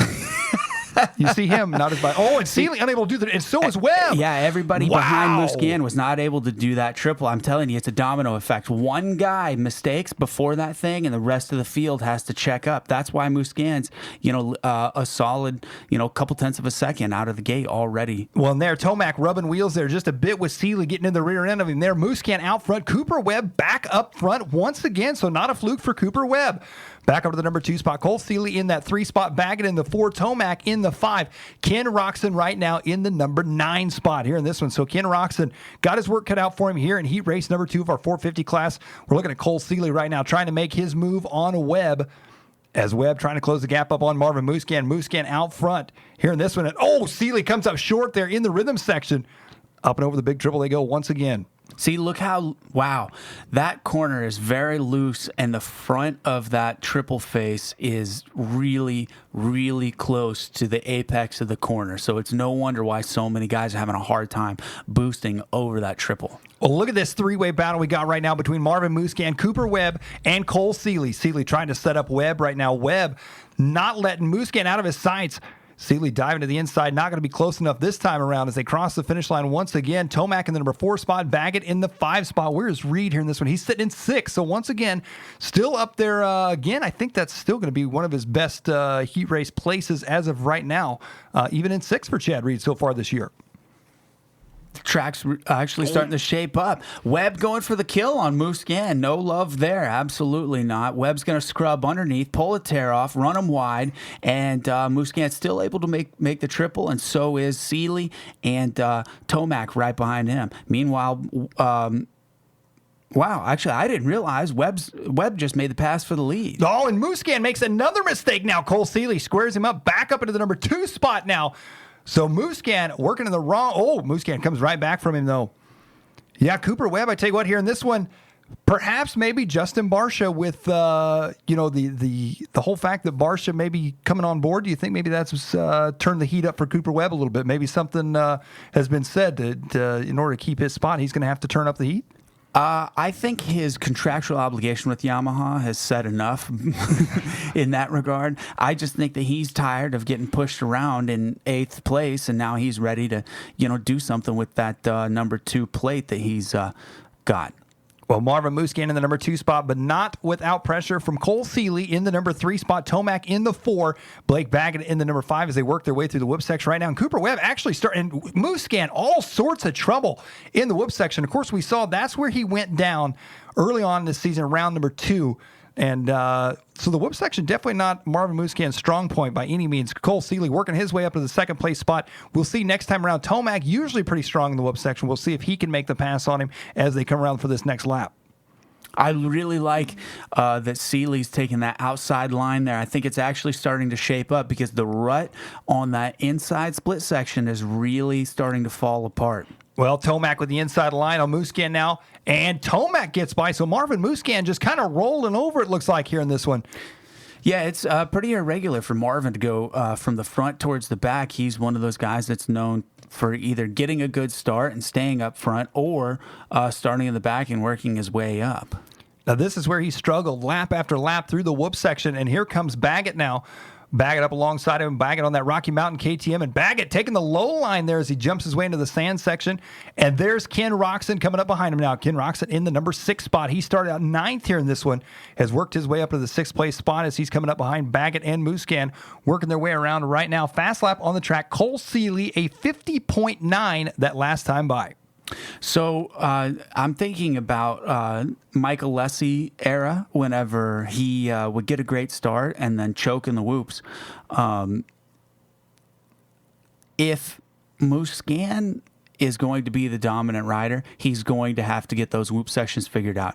He cannot frog his way by leaping through and jumping in the valleys and wheel tapping. He's going to have to just man up and skim the whoops, lap in and lap out. Well, here comes Baggett trying to get the driver on the outside on him, squares him up, and Baggett goes by now. So Marvin Musquin loses another position, dropping to the number 5 spot. Blake Baggett up into 4th now. Good ride. Oh, for Baggett, jumping over that tough block, it looked like. As they come back around there, you see Ken Roczen working his way into the scene. Webb and Seeley 0.9 of a second apart at this point. Hopefully we'll jump up and be able to see the battle between those two riders. Tomac 2.6 seconds back from him. And, Jeff, you were talking about the track getting loose and riders starting to push a little bit in the corners and losing the rear end traction. There we just saw Blake Baggett look like he grabbed a handful of front brake, and the front end just pushed all the way through that big sweeping turn. A lot of these corners are 180s, so what the problem is they can't leave the inside open because it's such tight racing. So a lot of guys are coming in tight and standing the bike up and going out towards the apex and then cutting down, just like Roczen did right there.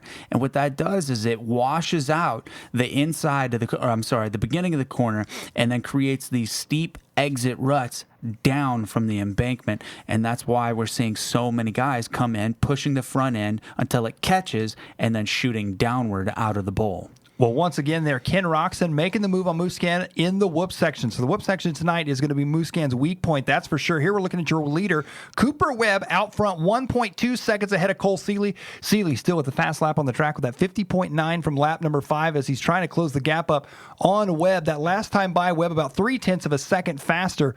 Coming back around now, Tomac up into the number 3 spot. Through that whoop section they go, back into the number 4 spot. Roczen has worked his way into the 5 spot. Reed is still in 8th. Tyler Bowers in that final transfer spot in the number 9. Kyle Cunningham on the HEB Suzuki setting in 10th. So this is uncharted territory for Webb on this YZ450, being in first place in the heat with a top contender right behind him, Cole Seeley. I don't think that we've seen Webb be in first place late stages of a 450 heat yet. And especially not this year, but I'm talking throughout his career. This is kind of a new road taken for him. Well, I think one heat race win like this could be the confidence boost that somebody like Cooper Webb needs going into tonight's main. I got a feeling we're going to see quite a mix-up in tonight's main event. Here comes Cole Seeley around the outside of Cooper Webb. Not going to be close enough to make a pass as we're on our final lap now with Tomac still in the 3 spot, Baggett in the 4, Roczen in the 5. I love seeing this. I like seeing Webb out front with Seeley right behind him. These guys are not they're new faces to the podium. There's that checkered flag. Cooper Webb with a heat race win here tonight in San Diego. Cole Seeley going to take 2nd. Tomac 3rd. Baggett in the number 4 spot there is Ken Roczen working his way up to 5th. Musquin working his way back to 6th. Tickle taking 7th. So the 2 Red Bull KTM riders going 6-7 here in this one. As they work their way across the line, it looks like the 8th spot going to be Chad Reed and Tyler Bowers securing that 9th and final spot directly into the main tonight. Kyle Cunningham just missing out in the number 10 spot, followed up by LeMay, Intignap champions, Stewart, and Nagy. So quite a surprise there seeing Cooper Webb out front. I expected him to be out front. He's got some good starts this year, but didn't necessarily expect him to see a heat race win. Well, and to see him, this is something that he hasn't done yet. So it's a good step for him, and a first step. I'm really curious to see what he says in his podium interview. Are we doing Science of Supercross here? Is that what this is? I believe this is an outpoint. It's going to come up. Okay. And then we got the, the makeup to dirt for the girl riders here. Hey. I think... makeup to mud. That's what it is. Talking about Cooper Webb, I think a lot of people forget as well how dominant Cooper Webb was and what a strong force he was in the 250 class. And it was for a very long time, yes. too. Maybe 2-3 years where he was like the defending champion in the 250 class. Indoors and outdoors. Which says a lot about Ryder. Right, absolutely. And now that he's on the 450, he's definitely struggled quite a bit. Well, maybe not necessarily struggled. It's just that he hasn't found his mojo, given that so much of the guys that he's racing against are, I mean, they're just simply faster than they were in the 250 class. So looking here in that race, 50.9 was Cole Seeley's fast lap, which compared to qualifying today, the fastest lap time today was a 50.6. So the track not really deteriorating quite as much as maybe I expected. As Tomac's fast lap, like I say, in qualifying was a 50.6, whereas Cole Seeley's fast lap was a 51.6. So he's gotten faster since practice today. So the track actually seems to be working its way in and perhaps getting a little better for these riders. Well, yeah, no surprises there. I'm going to find the right screen. Let me give you my excellent color commentary of what I think of that there. No surprises. And back to you. Well, I guess this would be a good time to inform you that both Michael and I, if you don't already know this, operate sticker companies. I'm just a middleman. I do design, and then I have gentlemen like Michael here print my stuff for me, or bike graphics on the Kansas side. If you would like a full dirt bike sticker kit, go to ripandruts.com and check out some of my portfolio. You can see what I'm really doing on Instagram. It's at ripandruts. Mike here. Why don't you talk about 247? How about Boom RC? I'm sorry, Boom. Used to be 247. Yeah. Now it's Boom RC. RC Car Racing graphics, boomrc.net. You can also follow us on Instagram as well at boomrc, maybe underscore graphics. That might be Facebook. There's too many ats out there. But Instagram seems to be kind of the place to be. And now that we're talking about Instagram, have you noticed that in the world of motocross, Instagram has become what Facebook once was? Well, I would rather look at dirt bikes on Instagram than look at dirt bikes on Facebook. Okay, fair enough. Yeah, because Have you noticed the pro riders, though, like, say, let's say Villapoto? Uh-huh. I don't even know if Villapoto has a Facebook page. Made a post on Facebook. Oh, okay, yeah, like Facebook pages, like fan pages, are a thing of the past. But Villapoto is, he's a daily updater, with what's going on in Villapoto's life. Things are a lot more easily manageable for the rider on Instagram. Fair enough. And again, like we were talking about earlier, it's so visual that you're just seeing a photo with a little bit of text. Now on Facebook, if you don't have a photo to share, then you have to come up with something creative to say. A lot of motocross racers, not necessarily the most creative types. All they need is a 6 pic of them doing a gnarly scrub or something. That's true. Yeah. So and again, that's like, if it wasn't for my business, which is like straight up visual, or if it wasn't for Instagram, there's a lot of business that I don't think that I would get if I wasn't on Instagram. As a matter of fact, I'm dialing back my presence on Facebook altogether and just going straight raw dog with Instagram. I'm going to get this confused. Doesn't Facebook own Instagram? Yes, they do. Or is it Twitter? No, Facebook owns Instagram. Twitter's all by itself. Correct. Yeah. Which I've never been into. I'm not a fan of it. I think there's better ways to communicate. So now that the TV is back on here, we're going to listen to Cooper Webb. Cooper Webb, maybe the South Carolina boy. Well, Cooper, welcome to a victory here in your heat race, the first one of 2018. I think everybody's been kind of wondering where the spark was going to come through. We know you're fast. Is this it? I sure hope so.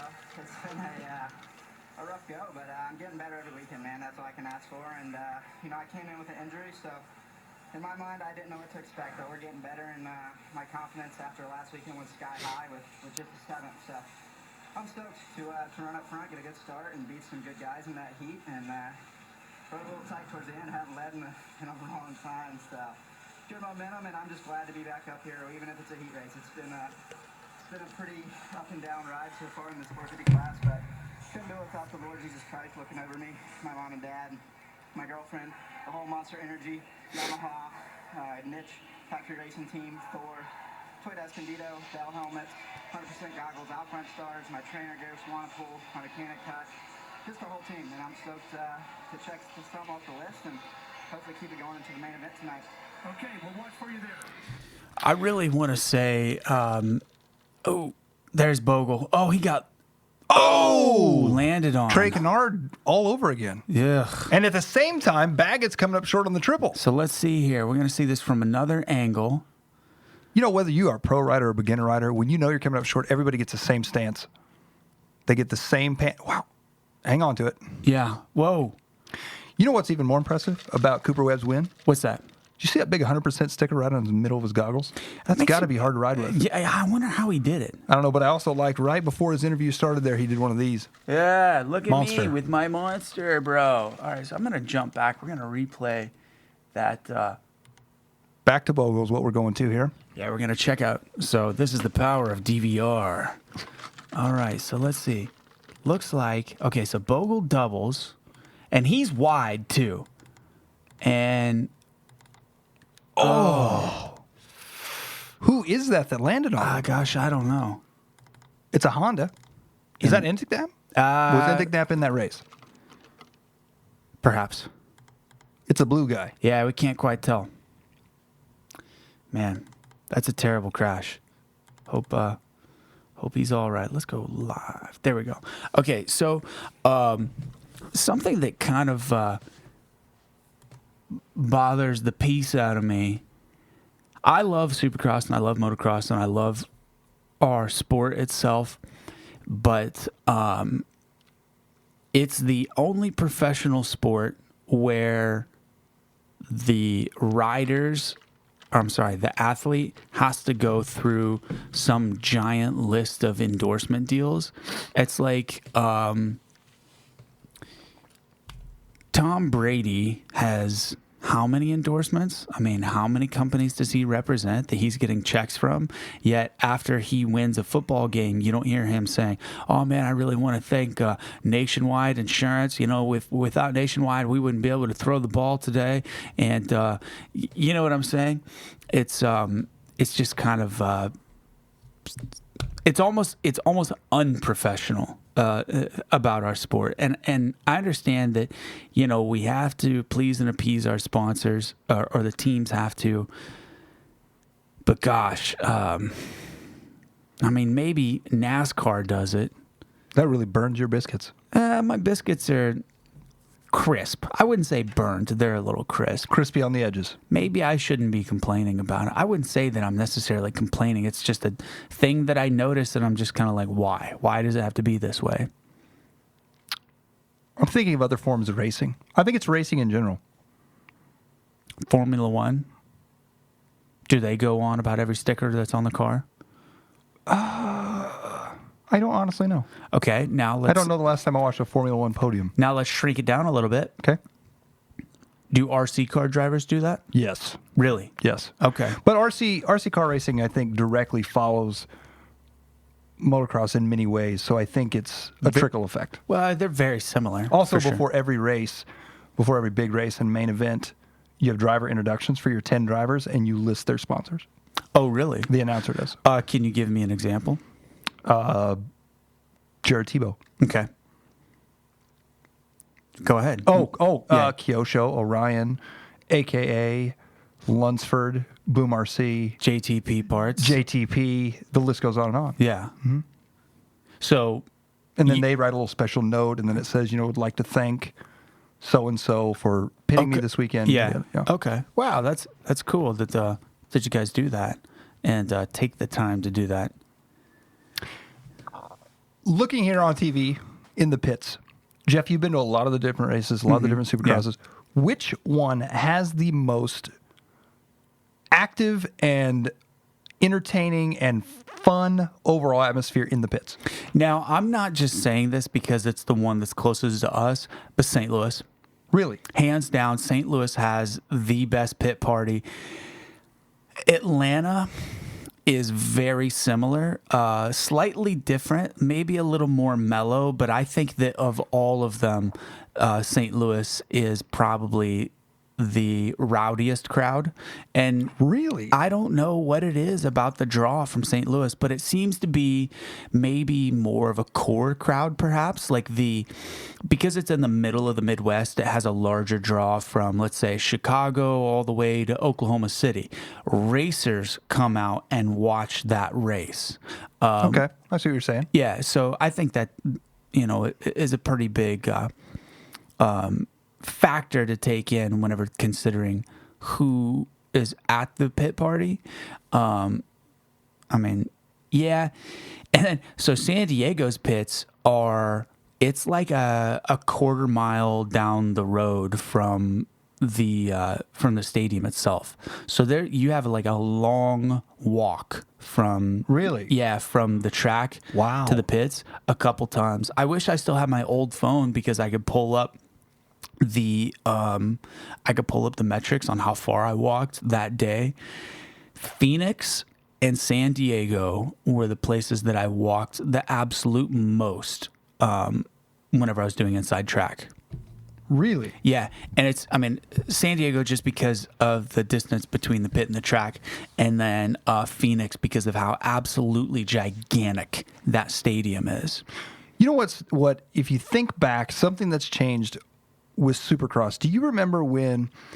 Yes, I realize anybody could buy a pit pass, but when a pit pass, not everybody had a pit pass. Now everybody has a pit pass.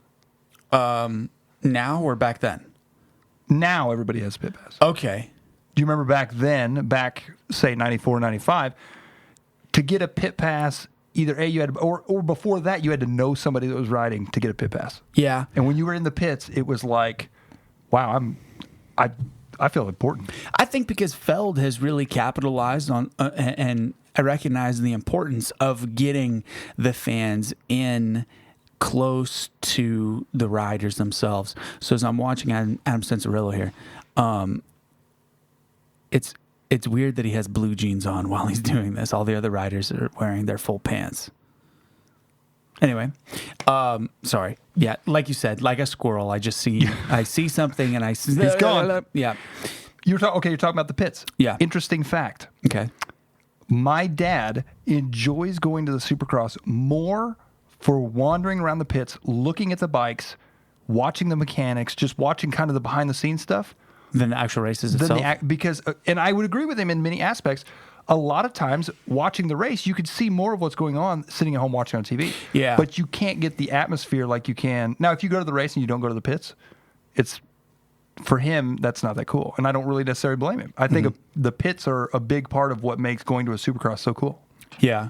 I think that's cool because, like you were talking about other sports, like in football, you can't get a pass to go in the locker room. No, you can't. When you go to a football game, you're in the stands, you're watching the football game.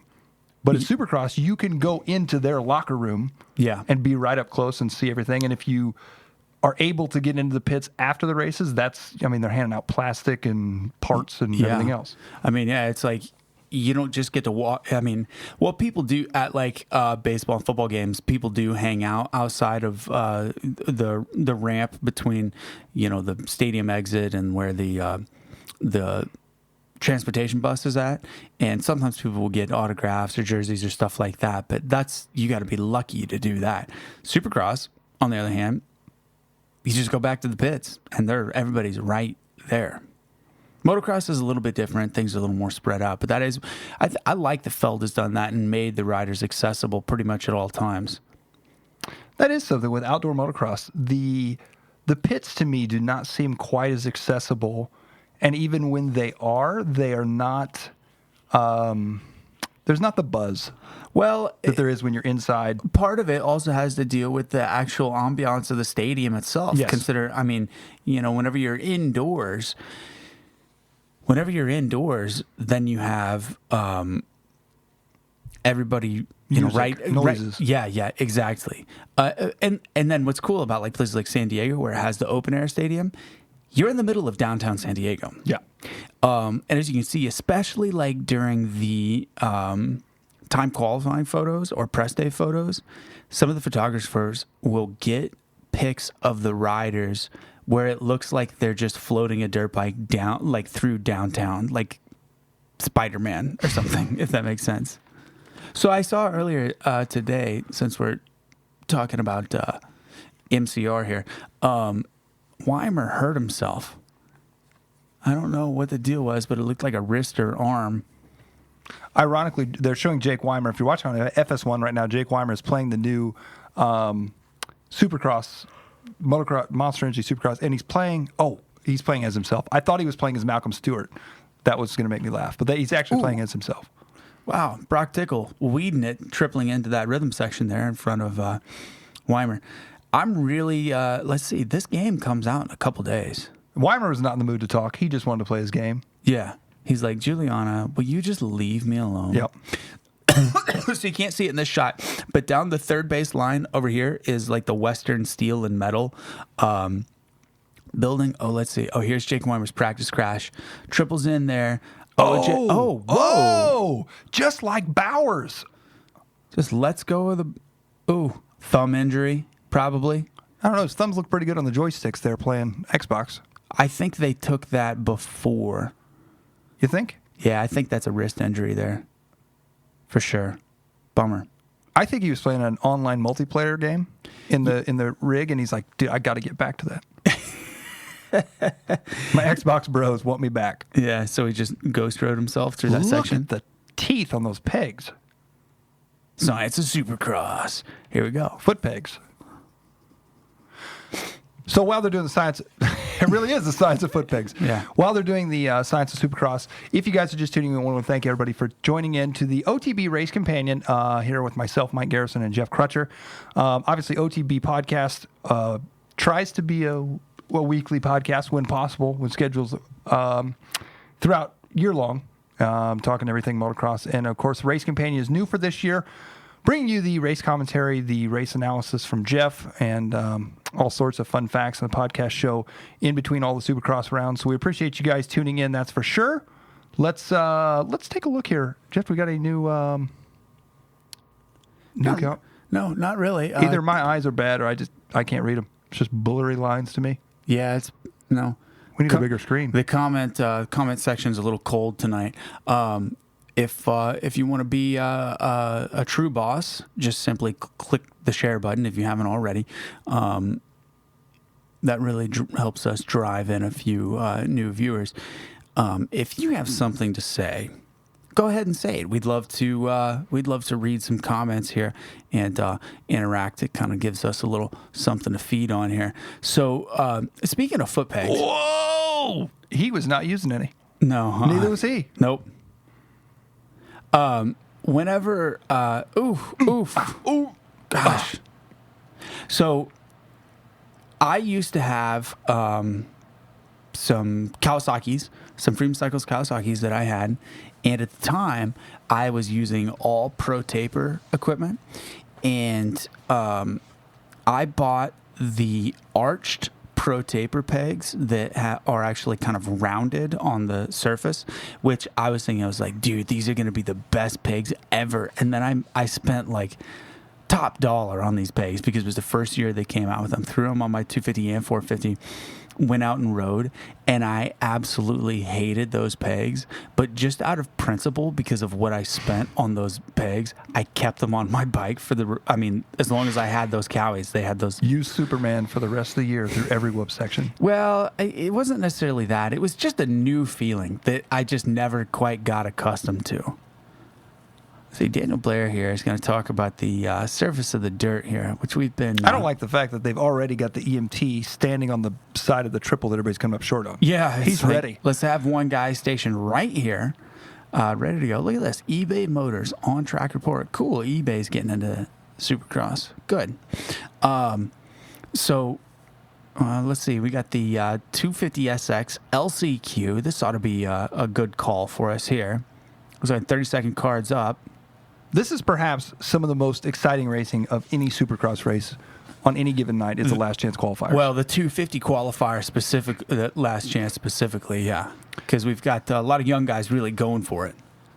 Well, on the line here in this one, we got Brees, Claremont, Lilly, Lieb, Melross, Zebrano, Mossman, Lynette, Surratt, Mackler, Howell, Russell, LaFontaine, Stewart, and that 30-second board going sideways. Last chance qualifier, 250s. Here from San Diego, looking for the gate to drop. And we're off and underway. We'll see, Jeff, who's going to grab the whole shot. Is it going to be from that inside line? It's from the out. No, back to the inside once again. The 217 of Brees. Well, I say that. Looks like Melross jumping up into the number 1 spot now. Looks like somebody lost, I don't know, like it looked like somebody's foot peg fell off, was flying through the dirt there. Probably whoever's foot peg they used for the Science of Supercross. Perhaps. Let's see. Yeah, that's Hayden Milross out front. Justin Heft in the that neon orange FXR gear. Have you noticed how much of a presence FXR has started to make in American racing? Well, and they're right there making quite a move up into the lead now. Heft now taking over the lead here in this one. The 63 of Melross dropping back to the number 2 spot, followed by Brees in the 3 spot, the 217. Michael Lieb in the number 4 spot, Stewart in the 5 spot. So Heft is on that IB Corp Yamaha team. And no, God damn it. Am I getting this all messed up here? Who is? Nope, he's IB Corp. He is? Yep. Okay, so then Melross, what team is he on? The other Yamaha team? Monster Energy? Nah. Or Star? I don't know. I believe he's on Star. There's somebody Yamaha, but I thought that Star was the Monster Energy team. Well, meanwhile, Heft going to be out front leading the way. Melross in the number 2 spot. Brees in the number 3 spot. Michael Lieb in that 4 spot. Top 4 going to go on to the main event here tonight. Stewart just out of the 4th and final transfer spot. And as you can see, that whoop section. Jeff, I don't think tonight the whoop section being so big, but as it is long, seems to be the issue for a lot of these riders. Yeah, absolutely. And Ryan Brees going down. Yeah, too bad. He's out. Also, part of the problem that I'm noticing with a lot of these riders is the R is the problem. What they need is FOX, not FXR. That's the problem. They need to be wearing Fox gear. They're going to drop their lap times by significant amounts. So that's where I think a lot of these guys are going wrong. Oh, and Brees just washing the front end coming out of the sand whoop section there. There you see Lieb going by, so he loses 1 spot, 2 spots. He may not be quite as far back as we thought here in this one as they work their way back around. Heft still out front. Melross in the 2, Lieb in the 3, Stewart in the 4, Brees in that number 5 spot now. So there he is up and over that triple. Everybody's been coming up short on. There's your leader. Of course, we saw Heft go down in his heat race. Melross in the number 2 spot. Michael Lieb in that 3 spot. And you can see the riders coming into the whoops hot, and then by the end of them, they're just slapping their way through. Okay, so if we went to an outdoor race, Ryan Brees would absolutely walk all over me, like seconds a lap faster than I am. Yet he's going through the whoop section like a madman, like he doesn't know how to ride a bike. And that gives you an idea just how difficult what these guys are doing through the whoop section are. Whenever you see guys like your top 5, top 10, 450 riders, whenever they're right across the top effortlessly, and then you see Ryan Brees, who is an extremely skilled motorcycle racer, going through that section like he's about to die at any moment, gives you an idea of just how technical and hard what it is that they're doing. Well, and he is now back up in the number 5 spot, pressuring on Stewart for that number 4 spot here in this one. Battle for 4 through the whoop section. Oh, Stewart, hang on to it. Stewart going side to side. What a save for Stewart. Brees along the outside now through the rhythm section into the sand whoops. And Brees has now worked his way back up into a transfer spot into the number 4 spot with 23 seconds to go. These guys have to be friends, or Bryce Stewart doesn't know what place they're in, because Brees is able to do the finish line. Stewart has to roll it. Yeah, that was a really nice move on behalf of Bryce Stewart. Yellow flag. Oh, no, is that Heft again? It is. That's the 67 of Heft down once again. Wow. And it's in the split lane. Yep, so he's going to go in, catch rear wheel spin right there. Oh. He, Michael, what did he just step over right there? He stepped over the bar. Over the bar. He sure did. So Melross now taking over the lead here in this one with 2 laps left to go. Michael Lieb in a second. Brees, who we saw go down earlier, is back up to the number 3 spot. And now the 138 of Blake Lilly up in the number 4 and final transfer spot. So Stewart, the 240 in the number 5 spot, just cannot catch a break here in this one. As no matter what seems to happen, how many riders go down in front of him, he is still in the number 5 spot. And as you can see, they're coming around now to where Heft has gone down. Looks like he's off the track, so that's good to see. 1 lap left to go here for Melross, your leader, with a 3.9 second lead over Michael Lieb. Okay, now we've got it figured out. Melross on the 5150 Energy Yamaha. Okay, got it. Ryan Brees is like the Aaron's lucky dog from NASCAR. He fell and yet has found his way back up into qualifying position. And it looks like he came across at with no difference between him and Michael Lieb. They're right there together. Yeah. At which I believe Brees, I don't think he was in third to begin with. So I think he's actually moved up further than he was before. By falling? By falling. And Lilly, and there's the checker flag. Melross takes the win. Look at this right here.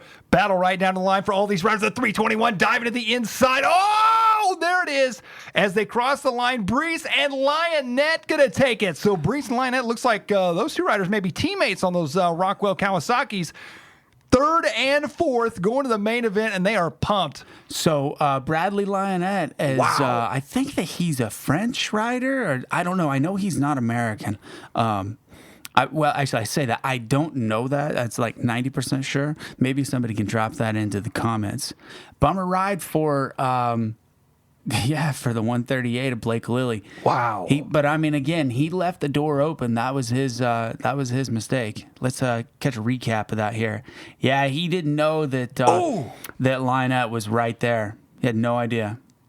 Oh, and his bike is wide open. Yeah, and you could see by his body expression that it was he just knew. Yep, that was my fault. And the two teammates, they're super pumped as they'll both be going on to the main events now. As we get set now for our 450 last chance qualifier here from San Diego. That was quite a race, I must say, in that one. Look at the difference in lap times from the last chance qualifier riders to the top of the heat race riders. Melross's fast lap was the fast lap of the race with a 54.6. That was nearly 4 seconds a lap difference than Justin Hill, who won the heat race. Well, I mean, that gives you an idea just how fast the guys at the top are. I mean, It also gives you an idea in the 250 class from first to, I'm not going to say Melross being last, but from first to last, I mean, 4 seconds a lap difference. Yeah, and that's lap traffic. That's a big issue. Well, it could come into play, absolutely. So something that I'm noticing here, Ben LeMay, his sticker kit that he had, looks like Heft is going off the track with either a torn ligament or a broken leg. If that's a broken leg, that is one gnarly way to carry your leg off. Could be the ankle. Who knows? Yeah, I don't know. However he's going there. Bogle's bike in the background. The track's starting to claim a lot of guys. That one section right there, I hope they show that crash again because it really illustrates.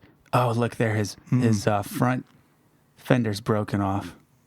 Yeah, that gives you an idea of just how slippery and technical that one tight little corner is. I wouldn't be surprised by at the end of the races if almost nobody is taking that inside line.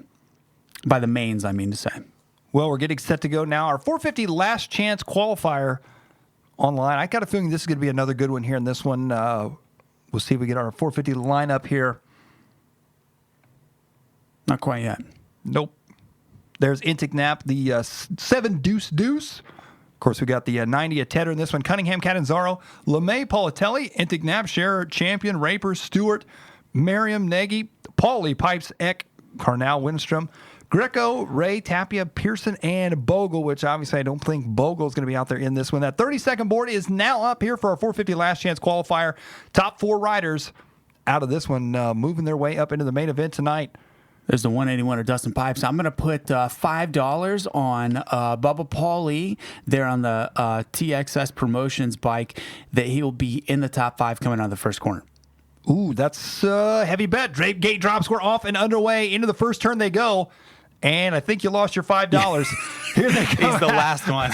Damn it. Out of the first turn, it's going to be the 90 with that early hole shot with the 78 machine, though, diving to the inside. The 90 of Tedder out front, leading the way side by side with the 78 and the 907. First, second, and third going to be all right. Oh, already banging bars here in this one. Up and over the triple. Oh, no, the 78. Wow. The 90 of Tedder. He saw right there he was going to land right on top of him, and he jumped off the side of that triple and comes back on. How did they play out with that as far as the rules go? Well, he safely entered and did not gain a position because whenever he took flight, he was in second place, maybe third. So, he would have had to have dropped back like 3 positions in order to get behind the guy that he jumped over. So I think what he did was right there by starting starting off of the track and coming back in second at the end of that section there. Well, as they work their way around, LeMay going to be out front. Tedder in the number 2 spot. Adam Enticknap in the number 3 spot, followed by Scherer on the 73 Yamaha in that number 4 spot. Kyle Cunningham on the 39 Suzuki in the number 5 spot. Look at the battle now for 4th and 5th. Cunningham to the inside makes the move on Scherer. Up and over the triple he goes. So Cunningham now works his way into a transfer spot here in our 450 main event here tonight. Into the whoop section they go. I really like those white HEB Team Suzukis. Those are good-looking bikes. That's a 180 decals kit that Breyer did for them. And it looks like Adam Enticknap, 1.5 seconds back right now from LeMay. However, he is all over the back door of Tedder. There's that battle right now. Enticknap, the 722, and Tedder on the number 90. We talked about, you mentioned Tedder and how strong he's been in last chance qualifiers here this year so far. There you see him looking over his shoulder, but he knows Enticknap is there. Whoa! Tedder right now, I feel like he might be riding just a bit on edge as Enticknap works his way to the inside and up into the number 2 spot. You notice actually in the last chance qualifiers, these guys that are privateers ride a lot more cleanly in the 450 class than they do in the 250 class because they've been doing this together forever. A lot of these guys are, bumming rides in hotels and vans and, they're essentially like teammates. They may be on different bikes and different teams, but a lot of these guys rely on each other in order to make it happen every weekend out. So, I would not expect hard racing in these 450 LCQs. Well, Ben LeMay out front right now with a 3.3 second lead on Enticknap in the number 2 spot. Tedder still in the 3, Cunningham in the 4. Raper in the number 5 spot, followed up by Ronnie Stewart, Politelli, and Catanzaro. Bubba Pauly currently in 18th. Not quite the race that he was looking for. After a couple LCQ races where he pulled the whole shot or was top 3 and in qualifying position. So I'm just going to have to call out Bubba on needs to work on those starts again, bud.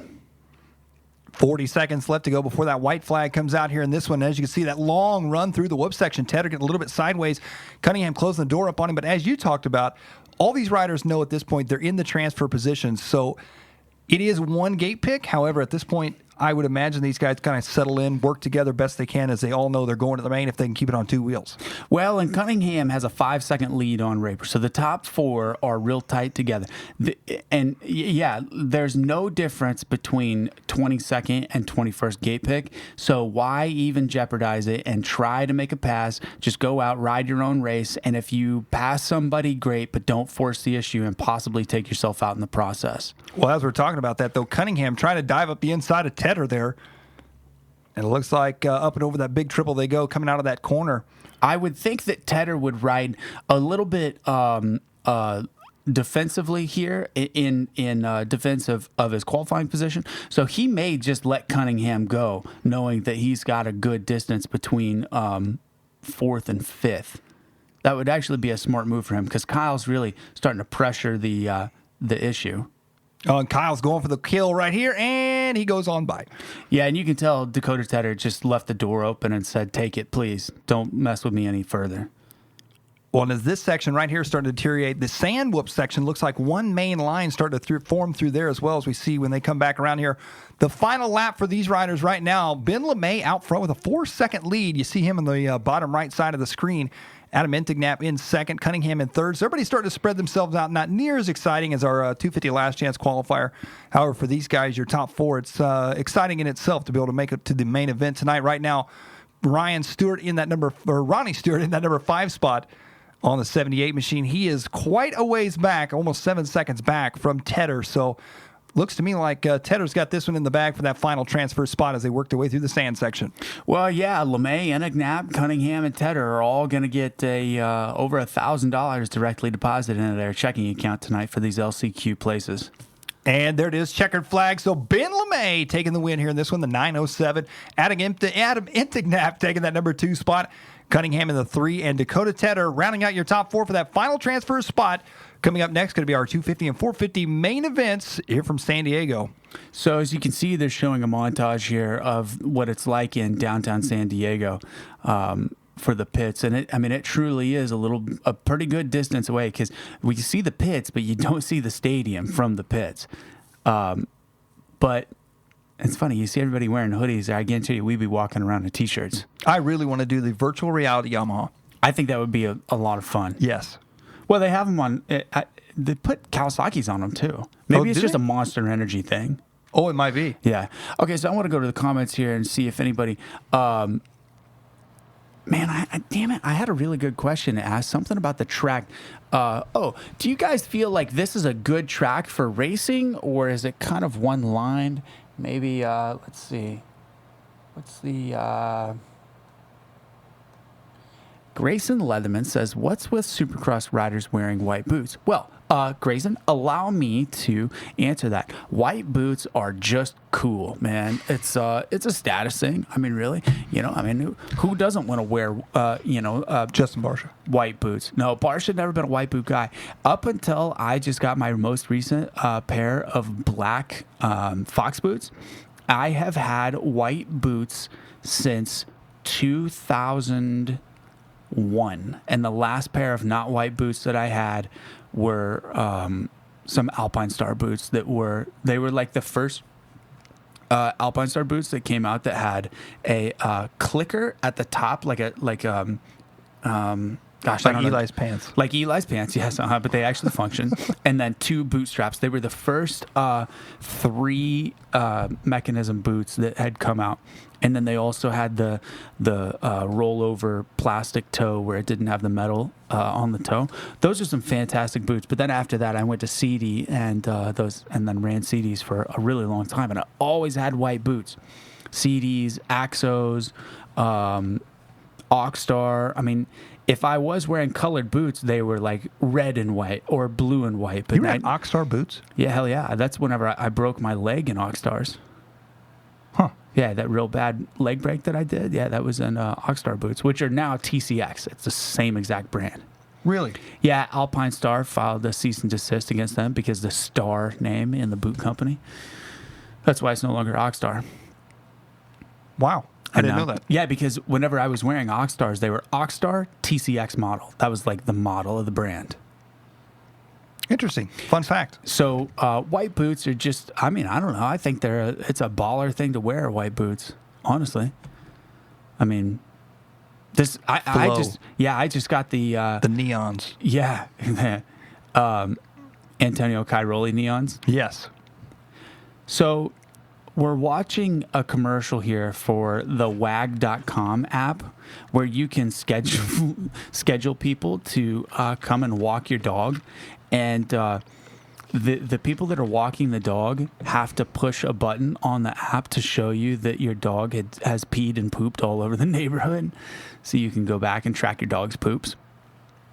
McGrath. Are you being serious? Yeah. Did you not see that commercial? I really wasn't paying attention. Oh yeah, it's all right there, man. Wow. Okay. So, I don't know what this greatest moments in Supercross history. Chad Reed, 5 wins in San Diego. Look at that Chargers helmet. Can't wear that anymore. You can, just not in San Diego. Well, true. Yeah, you'd have to wear it in LA if you're a, football fan. Speaking of football, if you... On that note? Yeah, you go. Do your thing. So, or not actually speaking of football, but speaking of sports, I have some cool Rip and Ruts jerseys that I had made that are the yellow KC, like the old school KC Monarchs logos, has it really big, and it's these awesome red lightweight jerseys, really stretchy, really breathable, 100% polyester, just like motocross jerseys. Had those printed. You can pick those up from the Rip and Ruts store. Also, that's RIPPINRUTS. So, also, that's where you can find OTB merch. We've got some shirts in there. But I just want to let everybody know, come here in about a month, maybe further in advance. Since it's Royals baseball season is going to be coming up, I'm going to come out with some Rip and Ruts KC jerseys that will be blue and white, and I may just put Kansas City huge on it because, I mean, we really do have a tight-knit motocross community here in Kansas City, and it's cool to offer something to show that, to our local riders that you just don't get anywhere else. And really what I'd really like to do is kind of expand the local motocross market to selling like Dallas Cowboys style jerseys or like some LA style jerseys. But the thing about there is Fast House came out with this whole like SoCal style like local jersey thing, and that's what's so cool about the Fast House gear is that it's all about the local scene, and which I love that you can hear the pouring. Nice. So on those Rip and Ruts jerseys, yeah, we're gonna do a blue and white one here. Come spring training time, ready for opening day. And what's cool is I offer a customization service, so you can dial in your jerseys with your name and number for a little bit of an extra charge.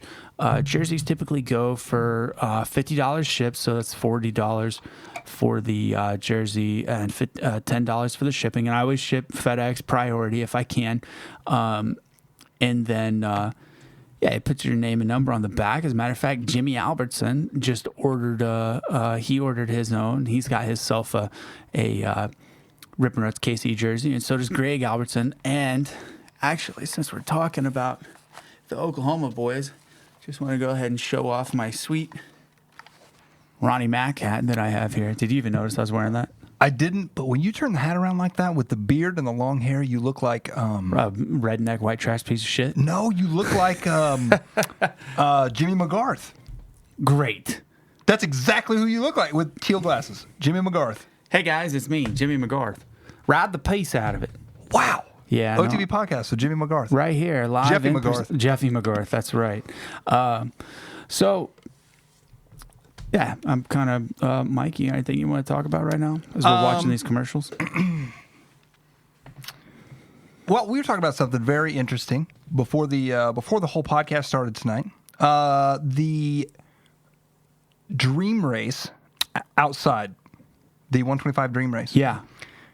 If you follow Outdoor Nationals, Outdoor Motocross, can't think of his name now, who put together the Dream Race. I can't remember the guy's name. Super nice guy. But the Dream Race is a 125 two-stroke race, and it's not at every AMA National. At least it wasn't last year. There's going to be 6 of them this year. I believe so. Yeah, I think there's going to be 6 of them. How cool would it be to see a 125 Dream Race like we just saw on TV, the 50cc class? Obviously, don't get rid of that. That is super cool. Add a 125 Dream Race into the Triple Crown events to fill in some of that space. 125 Dream Race. Well, that'd be cool for the people in the stands, but I don't think that they would put it on the TV because they sell that ad time. But yeah, I mean, if we're just dreaming, hell yeah, dude, I'd love to see that. It's a dream race. Yeah. Well, it'd be just like the schoolboy race at Monster Energy Cup or the All-Star race, but on 125s. Except for I'd like to think that the 125 Dream Race would bring out previous 125 Supercross riders. Oh, okay. You know so what I'm you saying? get like your David Pingrees and Brock Sellards. Exactly. Yeah, okay. That'd be kind of cool. Yeah, do like a 4-lap race. Depends on who's in it. I don't know that they can make it 4 laps. Maybe 3? Yeah, that's why I was going with a short amount of numbers. Hard to focus what we're talking about right now with this on the TV. So, true story, I don't know, obviously people all over the country are just seeing different commercials, but right now we've got like this Nightline where you call in, call now, and it's got this porn star looking chick. Yeah, Nightline. So one day Mike and I were setting up and we actually called that, and you get some really weird voice recordings on there where it's like the old school call in, listen to a voice recording. If you want to chat, press 1 to connect now. And we heard some really funny stuff that ladies were saying. For The best was the fact that Jeff's was, "Hi, I have a podcast about dirt bike racing. You should listen tonight to the OTB podcast." That was it. yeah. Epic. We got some more comments going on here. Got some more people joining us. Looks like maybe a few people tagging some people. Yeah, bring on the tags. All right, let's see. Parker Berg says the track is kind of one line, but it looks like there are plenty of passing spots. I feel the elevated section will do exactly what they were hoping it would, produce a good passing spot, or at least produce a good setup passing area. Absolutely. Quick timeout. Yeah. On TV, we're seeing right now the unveiling of the YZ65. Did you see the GYTR factory edition? Yes, of it? I did. Yeah, it was pretty cool looking. I wish there would have been a YZ65 out whenever we were around Instead of the awesome KX60. instead of my purple KX60. What year was your purple KX60? 96. Okay, I had Trent Simpson's sister's bike was my first KX60. Did you know that? No, I didn't. Yeah, and it was like a 92, 93, something like that my dad put new plastic and seat graphics. Seat graphics? Yeah, remember seat? CEET? Oh, okay. Yes. Yeah, I thought dude. you were talking about like your graphics on your seat. No. And then, of course, my seat was purple and had the cool styled Kawasaki. Dude, it seems like no matter how hard I try to do sick, like 90s throwback graphics, it's so hard to replicate just the cool, off-the-wall, scratchy, neon stuff of yesteryear. Agreed. I'm the dog. Okay, With yeah. the squirrel. Seeing Ryan Vilpoto, he rode the X Games Snow bike. Snow bike, yeah. Is that something that, did you watch it? No. Have you seen a snow bike in action? Yes, I have. Have you ridden a snow bike? No. Do you want to ride a snow bike? Not really. After watching it, I don't either. It looks like... No fun. Well, and the thing is, it's like a jet ski because in order for the bike to steer, you have to be on the gas. I didn't pay that much attention. Have you ever rode a jet ski? Not a true stand-up one. No, but even like a sit down. Oh, yeah. Yeah, a sit down Okay. is the same way. Where in Yeah. order for the That's true. unit to turn, you have to twist or thumb the throttle Yeah. or finger the throttle on a jet ski. I have rode some stand-ups, dude. They're so hard. I tell you what was even harder than riding a stand-up was riding was it a Banshee or a Blaster? Whatever they were called. I know I'm saying it wrong, but I know it starts with a B, but they were like... The four-wheeler? No. They were watercraft that had like motocross style bars on it, but then a seat like a motocross bike too. And you had to ride it like a stand-up, but you could sit down on the seat and like, pre-bounce waves and stuff to get extra boost. I'm dead serious, Mike. I don't think you're serious. I've rode one. I rode one at not Roxon's Lake, but the lake he used to go to. I don't know what you're talking about. Yamaha. As we're watching on TV, Daniel Blair, back on the track. He's been talking about the importance of the whoop section. So, as we get ready for the main events tonight, I think something that we're going to need to watch in the... he's talking about the importance of the whoops. I can't hear what he's saying exactly, but I'm assuming he's probably saying something along the lines of they're going to be a big separating factor. I would have to say if that's not what he's saying, that's what I'm saying. So I think that's going to be a big part of tonight, along with obviously the start as well. But okay, here it is. Jeff has it. It is a... Yamaha Wave Blaster. Oh, okay. Yeah.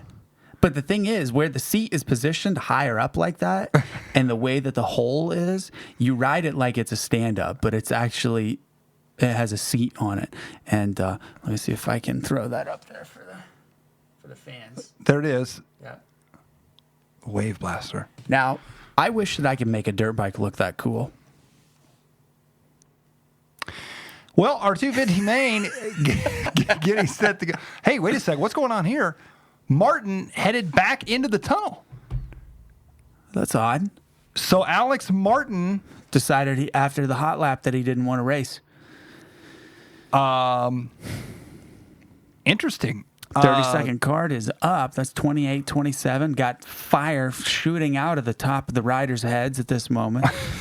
It's every time that one of the guys revs up their bike, the fire shoots off. Look, that one was stuck open there. Somebody must have had their wrist governor turned off for a second there. You got to rev tune the bike on the line to get it to fire up. Michael, please be professional. Getting set to go here for our 250 main event. Getting set to go. The board goes sideways, looking for the gate to drop. And we are off and underway. Our 250 main. And who's going to get the jump out of the gate here in this one? It's going to be the 17 of Savatgy on that inside. But look there, it's the number one. This is what he's been looking for all year long, a start. Hill. And just I say that, he gets pushed wide. The 42 of Alex jumping up in there. There's Cianciarulo. Oh, Cianciarulo make a little mistake there as he almost got in the rear wheel of Justin Hill. All right, watch this second triple section. Oh, who's going to make it? Who's not? And there you see Alex looking over his shoulder, unable to make it. So those top four riders able to make the triple, but after that, it looked like everybody had to go double single. It looks like Cianciarulo is really motivated to get out and catch his teammate Savatgy and put himself in a good bidding position to take the win. He's due for an a main win here. Here they come back around over the start stretch they go, and Savatgy out front. Of course, Savatgy had that crash earlier today. The crash didn't seem that bad, but as the track worker picked up his bike and the bike spun around and whacked him right in the arm. But it looks like he has recovered well from that as he is out front. We'll see if that affects him long term here in this one with a lot of racing left to go. Those two Monster Energy Kawasaki's got off to good starts, and but there's Hill, tucking it inside. He's as they say, it's not the bike, and you can see his bike's hanging with those Kawasaki's. If these guys don't quit assing around over in front of that triple, they're gonna lose position. But they managed to get through it there. Well, Cianciarulo making the pass there on Justin Hill. So Hill dropping back to the number 2 spot, or Savatgy dropping back to the number 2 spot now. Justin Hill in the 3 spot.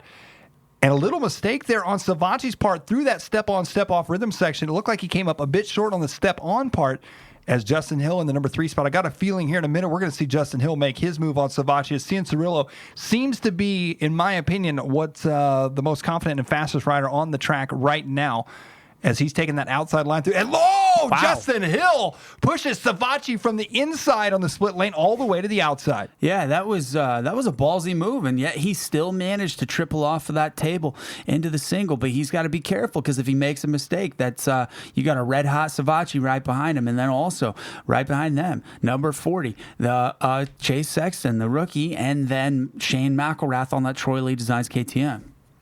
And of course, McElrath trying to close the gap up on Sexton. McElrath, a main event winner, of course, this year already. So McElrath trying to get back on top where he was to start off the 2018 season.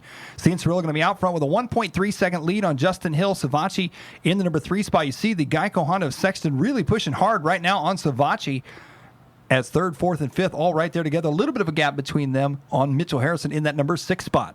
So Cianciarulo, Hill, Savatgy, Sexton, McElrath, all there, right there within 3 seconds of each other.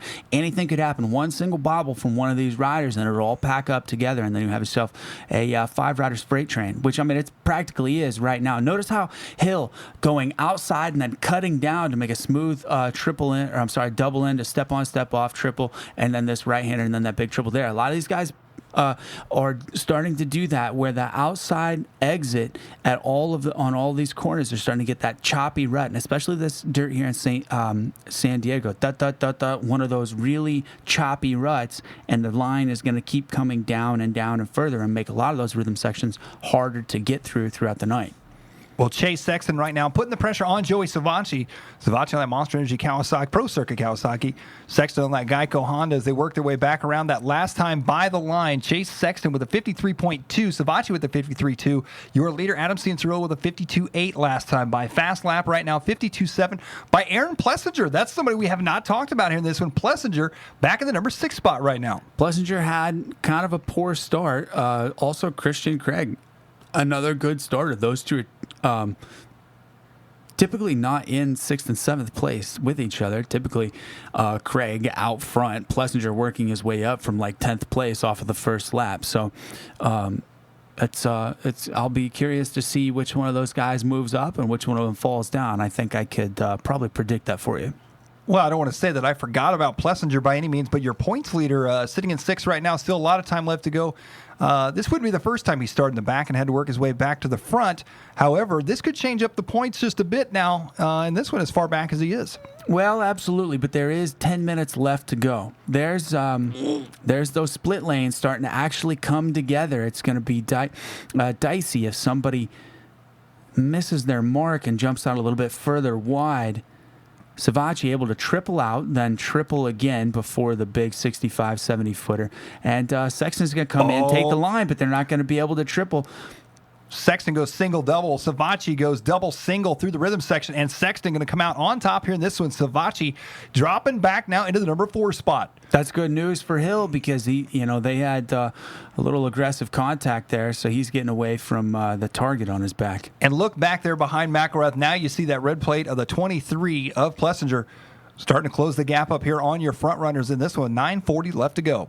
Hill also jumping up from 1.6 seconds behind to 1.2 behind Cianciarulo. And last lap, Hill was almost in 5/10 of a second faster than Cianciarulo. So right now, Justin Hill seems to be finding his own there on that JGR Suzuki. And there you see Plessinger on that Monster Energy Yamaha closing up on Shane McElrath. They work their way through the rhythm section. A little bit different lines there. Savatgy just ahead of him. And Sexton up in the number 3 spot. We'll see, where is Christian Craig? Craig's still back in the number 7 spot here in this one. Craig falling a ways back from Plessinger. Fastest rider on the track right now is Chase Sexton with a 52.7 set in the 7th lap, so the most recent lap. With 9 minutes remaining in the race, if he keeps up that pace, he will catch up to Hill and Cianciarulo fairly quickly, but that lap may have been just a fluke on his part. And Plessinger now caught up to Shane McElrath on that Troy Lee Designs KTM machine as both riders taking the inside through the split lane. McElrath on the number 28 was 6.3 seconds back from Cianciarulo last time by. And look at Plessinger now up the inside. Plessinger going to make his move right here. Plessinger working his way up to the top 5 spot through the rhythm section, back around into the triple now. I would say earlier this year that McElrath was probably the heavy favorite. And as you can see here, Plessinger made quick work of him. So I think that Plessinger's got McElrath's number so far in the series, and obviously has the red plate coming into the 6th round of Monster Energy Supercross here. Well, I think on the opposite end of that spectrum, one that was not necessarily a favorite was Justin Hill after his first several rounds. But look at this. Justin Hill has closed the gap up on Adam Cianciarulo now, and Hill so fast through the step-on, step-off, taking the outside line. And Cianciarulo out front, but only 0.6 of a second. Right now, Justin Hill, his best ride of the season so far. Both riders are due for a main event win, and whether it's Cianciarulo or it's Hill, we're going to have ourselves a first-time winner should it be one of these two riders. Up and over that big triple section, they go through the step-on to step-on, step-off, and into the long whoop section now. Cianciarulo out front. Justin Hill. Oh, Hill getting a little sideways there, stepping out of the main line. Chase Sexton still in 3rd, Savatgy in 4th, Plessinger in 5th, followed by McElrath, Craig, Harrison, and Chisholm. Bradley Taft working his way up in the top 10 right now. 1.3 seconds separating him the last time by the line. We'll see what Cianciarulo's got this time as he crosses the line with a 53 flat. Justin Hill that time with a 53.4. So 0.4 of a second faster for Cianciarulo. And Cianciarulo, they switched lines that time through the switch section there, Jeff. Yeah, Hill really just pogoing his way through that section there. I kind of lost my train of thought. I was I'm just watching these guys race and kind of turned into autopilot mode there as you were calling the race. What I'm noticing and what I was thinking about is the camera angles that we're seeing here. Now, the Spider Cam helps, but we really haven't been able to get a good view of that whoop section, of what the face is like of each one of those whoops. If they're starting to get cupped or if there's a main line, it kind of seems like most of the guys are going down the middle of the whoop straight, and then they turn right, make that rhythm section. There we go. Again, the riders have changed their tactic in the split section, and it looks like Hill's almost dialed in that inside better than Cianciarulo has the outside. Well, it's something else to watch. You were talking about the camera angle. What we just saw Justin Hill do as well, he jumped over, I believe, that entire sand whoop section through the sand section, and that was definitely a faster line for Hill as he tries to close the gap up on Cianciarulo. We'll see if they show it again this time around through the rhythm section once again. Chase Sexton still in the number 3 spot. He's 2.7 seconds back from Hill, followed up by Savatgy. Plessinger, right now there, we're looking at him, the number 23, your points leader, right now sitting in 5th with Savatgy in that number 4 spot. 7 seconds between first place and 5th place. That's, that is surmountable in 5.5 minutes to go, plus a lap minimum. Again, front end wash all over the track. These, I'm sure that Dunlop, Bridgestone, Pirelli, all the guys are scratching their heads over what to do with this kind of surface because it is loose on top with a hard base underneath, and you really can't win. I mean, you can say, hey, I want the bike to do this, this, and this, but on the other hand, whenever you give a tire a pro, you also give it a con. And if you take away something, it has to be given somewhere, or if you're going to give it something, it has to be taken away from somewhere. So, today, if you can manage coming into those corners with a little and dealing with a little front end wash, it may be better off, going through the straights and the sand and Aaron Plessinger goes down. Wow. Yeah, that was a hard hit, too. He's not getting up too quickly from that one. That was your points leader, Jeff, and that could make there is a big change up if he's unable to finish this one. He's back on the bike now, so looks like he will finish this one, but wow. What a get off there for Aaron Plessinger, your points leader. I was just getting ready to say both Monster Energy Pro Circuit Kawasaki riders under pressure, and now it's all down to these two between Cianciarulo and Justin Hill in that number 2 spot. So Plessinger currently setting in 9th. He's wedged in a Yamaha train of Chisholm, Plessinger, Taft, Melross, Harrison, the Rockstar. No, Justin Hill to the inside on Cianciarulo. Yeah, this is his race. He's got to be careful to this whoop section, and Cianciarulo's not going to give him any leverage here. He's going to give him a good hard battle. Back through the sand section, coming out, jumping across the start. Now Adam Cianciarulo going to dive to the inside right here. Cianciarulo makes the pass, but Hill sets him up. Hill knew exactly what he was going to do on that one. Hill now protecting the inside line. A great race between these two riders, and both through the split lane there. Hill to the outside or inside, and Cianciarulo to the outside, cuts back to the inside. Wow, side by side as they work their way back into the 1-8. Whoa, look at Cianciarulo all the way across.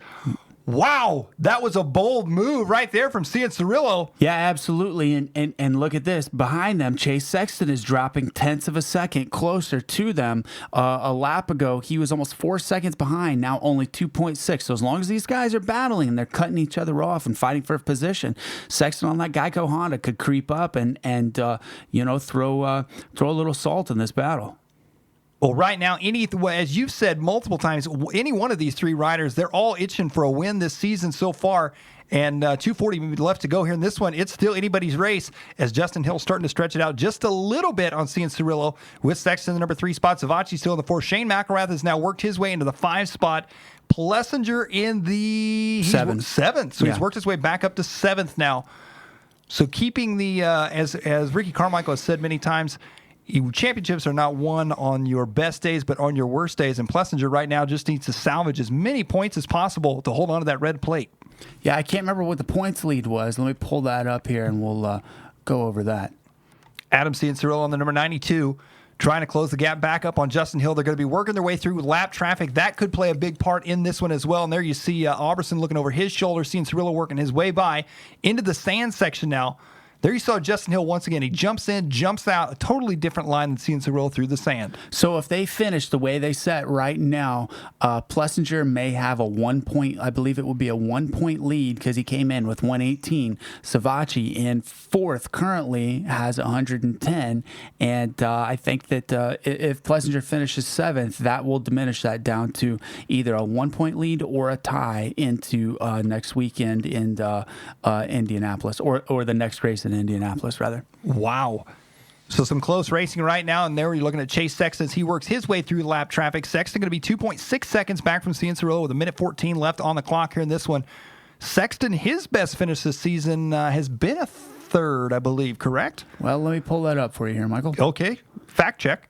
Brought to you by Jeff Crutcher. Let's see, 21 points. Yeah, that would be a third place finish. So he's been on the podium once so far this year. It just hasn't been better off than third. But it looks like he'll be repeating that tonight if he can hold on to where he's at right this moment.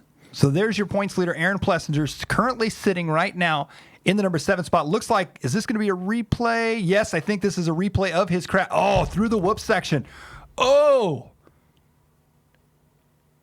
Yeah, these guys, look, he reaches and grabs his rib because watch, his handlebar pops him right Bam. there. Boom. It's whenever the bike high-sided that, and he doesn't look like he's wearing a chest protector either. Bad choice, honestly. So, okay, now that they're zooming in on the dirt there, you can see how much gravel content is in that dirt, which is you cannot see from above or from whenever the track is, or I'm sorry, the cameras are zoomed out. So that was kind of a good thing to see there, how much loose gravel marble is mixed up in this dirt here. I'll also be curious to see there, a white flag coming out now. Justin Hill out front leading the way. Something I just noticed there on Plessinger as he went down, although he didn't gain any positions by any means. He went down the whip section, and when he picked his bike up, he rode through the tough blocks into the next lane over. Yeah, I think, again, you just have to go by spirit of the rule in a situation like this where, now don't get to celebrating just quite yet there, Hill. Okay, attaboy. Nice and smooth. Okay, there we go. Yeah, get over that second hard triple. Again, look, another rider that doesn't keep his finger on the clutch all the way through the track. I'm Also not wearing white boots. also not wearing, no, but I do like those mint-colored Garnets.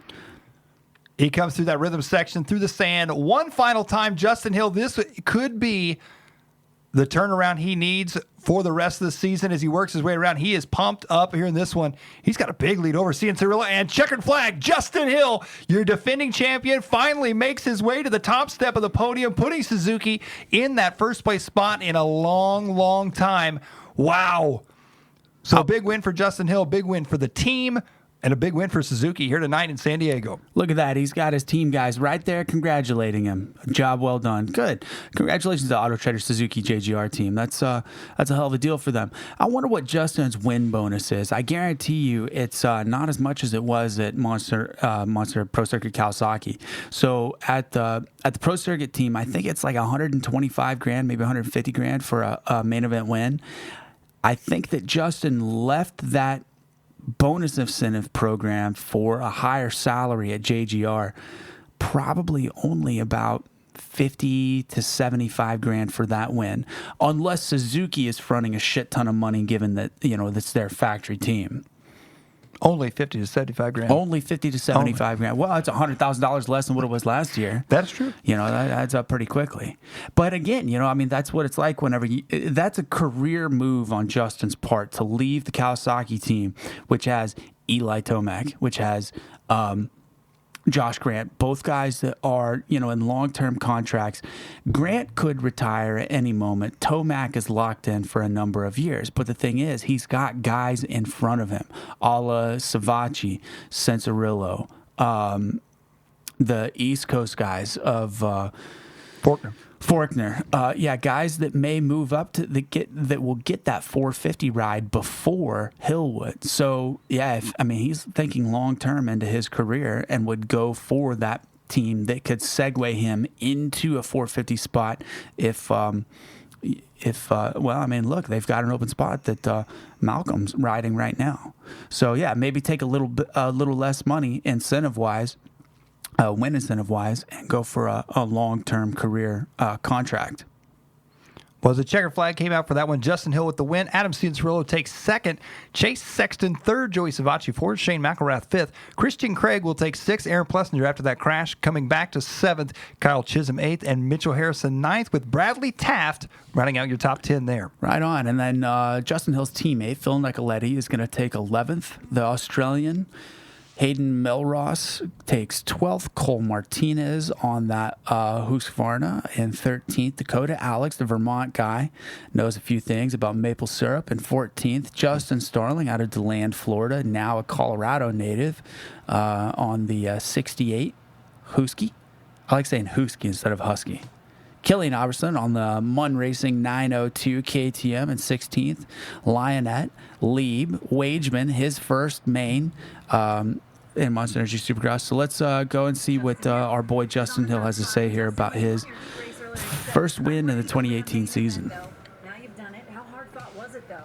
It was tough, I'm not gonna lie. But this track lent itself to me because it was technical. I had to chase Adam and just kind of follow his pace and figure out where I was gonna make it happen, really. And I executed it beautifully and just tried to be smooth and ride the race that I had to race to win. And I'm beyond psyched because this Joe Gibbs Racing Factory Suzuki Oshimiri Auto Trader team has just been so good. And to put the bike on top step and kind of shut up all the haters in a way, just because everybody just talking about, because I made a change and I haven't done it yet. But I feel really good about it. I feel back to my true form, and I feel like I'm as comfortable as I could possibly be. And I'm in San Diego. I love it down here, and we're just down the road from Pendleton. So hopefully we had some military personnel in the stands. That's all I hope for. Nicely done. Justin Hill gets his first win of 2018 and back-to-back podiums, guys. First Suzuki He's still used to his days of holding the monster can. He's showing off his Dasani bottle. water. Yep, Dasani water. Yep. That's hilarious. Oh. Yeah, good for them. That's a good feather in their cap for the JGR Auto Trader Suzuki team. And I mean, we talked about the Suzuki bike being an outdated bike. It is a couple years old, but I have had my ass fucking handed to me by guys on outdated Suzukis, a la Christie's. What's that battle like with Justin Hill for you? What was the battle like? Yeah, it was gnarly, man. It was gnarly, but it's awesome to race somebody like that. Races you clean. Don't have to worry about nothing too, not anything too dirty. It was a good race out there. I'm bummed I couldn't finish it off. I put myself in a great position. I've been telling you guys that I need a start, and I get a start, and I was a little bit upset not to finish it off. It's got a little bit tight. I guess generic motocross term, get a little bit tight. You guys can feel free to decipher that with as you will. But overall, good day for me. Good starts. A lot of improvement. A lot of it. I'm very encouraged going into this little break that we have, and I'm ready to do battle. This thing definitely isn't over. I want to take it all the way to Vegas for sure. I'm going to fight. I'm going to fight like heck every single round, so looking forward to that. Adam Cianciarulo gets his third podium so far this year. And also looking forward to taking Chase Sexton down in golf when we get back to Florida. So. All right, a little bit of a threat there for Chase Sexton. Nice job out of you tonight. Podium finish. How critical was it? Good for these guys. I'm glad they're having fun up there. West class is gonna have. Yeah, for sure. I just wanted to end up back on the podium before we had a 6-week break, and yeah, I'm really pumped to get on the box and just looking forward to putting some hard work in Florida and ride with Adam and Ken, and we're gonna put the work in and come back swinging for the East-West Shootout. Good job, Chase Sexton. I did not realize he trained with Adam and Ken. Yeah, they're all training together out at the Nest, or they may have their own facility now. I'm not sure. That's beyond me. Look at those points right there. Plessinger with 3 up on Savachi. Oh, I'm sorry, 5 up on Savachi. We're motocrossers, not math teachers. That's right. Yeah, listen. 3, 5, same difference. Pish posh. 6 in one, half dozen in the other. It's all the same at the end of the day. Well, as you saw, they're lining up, getting set for our 450 main event. It'll be coming up next. So definitely tighten the points race here in this one for our 250 class. I wonder if they've got that updated over here yet for the points. Have you ever noticed how much Justin Hill sounds like Carmichael whenever he talks on the podium?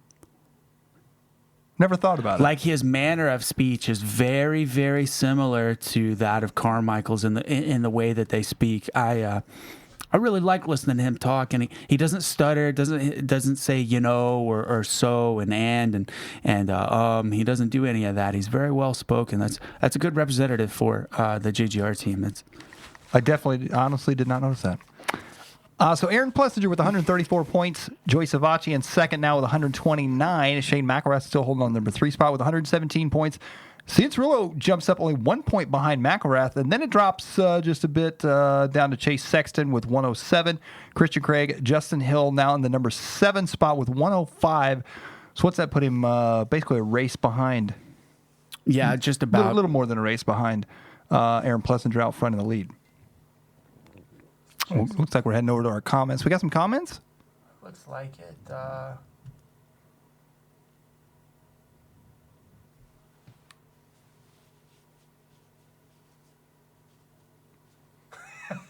Jason Anderson commenting, go Jason Anderson. Let's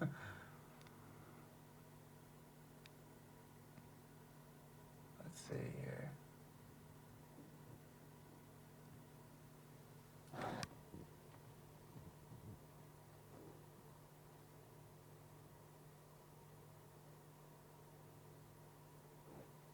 Well, I got a couple questions to answer here. Sorry for the silence. So I noticed actually our view count's jumping up pretty quickly here. So we're almost at 35 viewers. Thank you. Yes, thank you.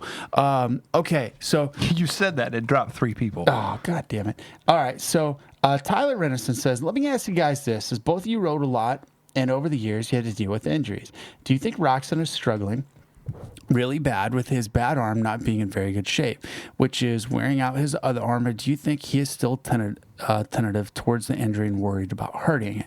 I don't think that Roczen would race if he was worried about his arm. I think that it is what it is, and he does have to adapt a little bit with it, but he's not necessarily nursing it by any means. I think that it is just a little bit restrictive. Let me make sure that this thing is all the way live here. Yep. Okay.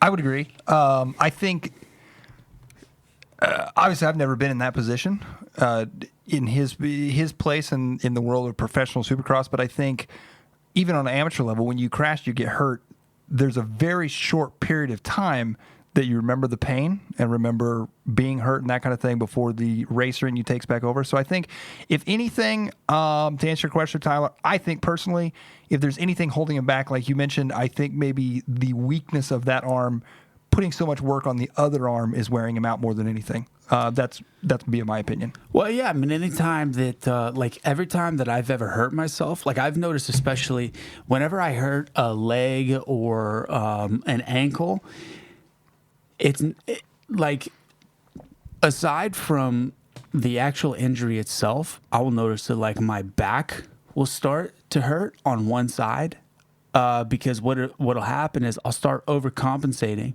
with my other leg, and I'll like walk funny, which will cause one of my sides of my back to tighten up because it's, overcompensating and trying to carry all the weight. So same thing with any extremity, hands, arms. Yeah, absolutely.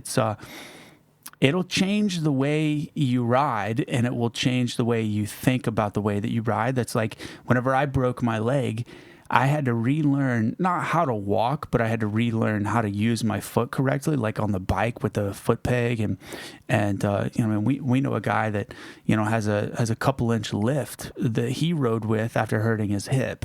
So, yeah, I think it's just one of those things where through time you just adapt to it and kind of relearn how to balance and operate and ride the bike the way that you used to, but with just a little bit of new form.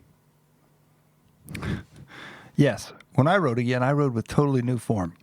I sat a lot more than I did before. Yeah, the entire time. The entire time. So, Grayson Leatherman, another comment. Jeff, how do you like that Fox gear? 10 out of 10, bro. It really is some of the highest quality. And I used to be sponsored by Fox in 2005 and 2006, and you can fact check that by going into the Somebody made a mad face. Good. By the Fox catalog archives in 2006. I'm in it. Just a little. Are you really? Yeah, just a little. The Fox catalog? Yeah. What part of you? Like your hand? Like, were you a hand model? No, just my name. Okay. Yeah. Okay. Yeah, but it's in the catalog. Sponsored athlete, Jeff Crutcher. Pretty cool, huh? I'm going to fact check to make sure there's not another Jeff Crutcher that you're trying to play off as you. Yeah. Yeah.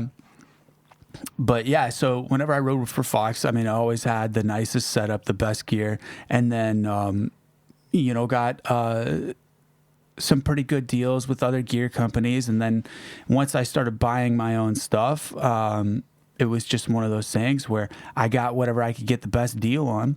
And through that way, I actually... UFO. What? 93 UFO gear. Hell yeah.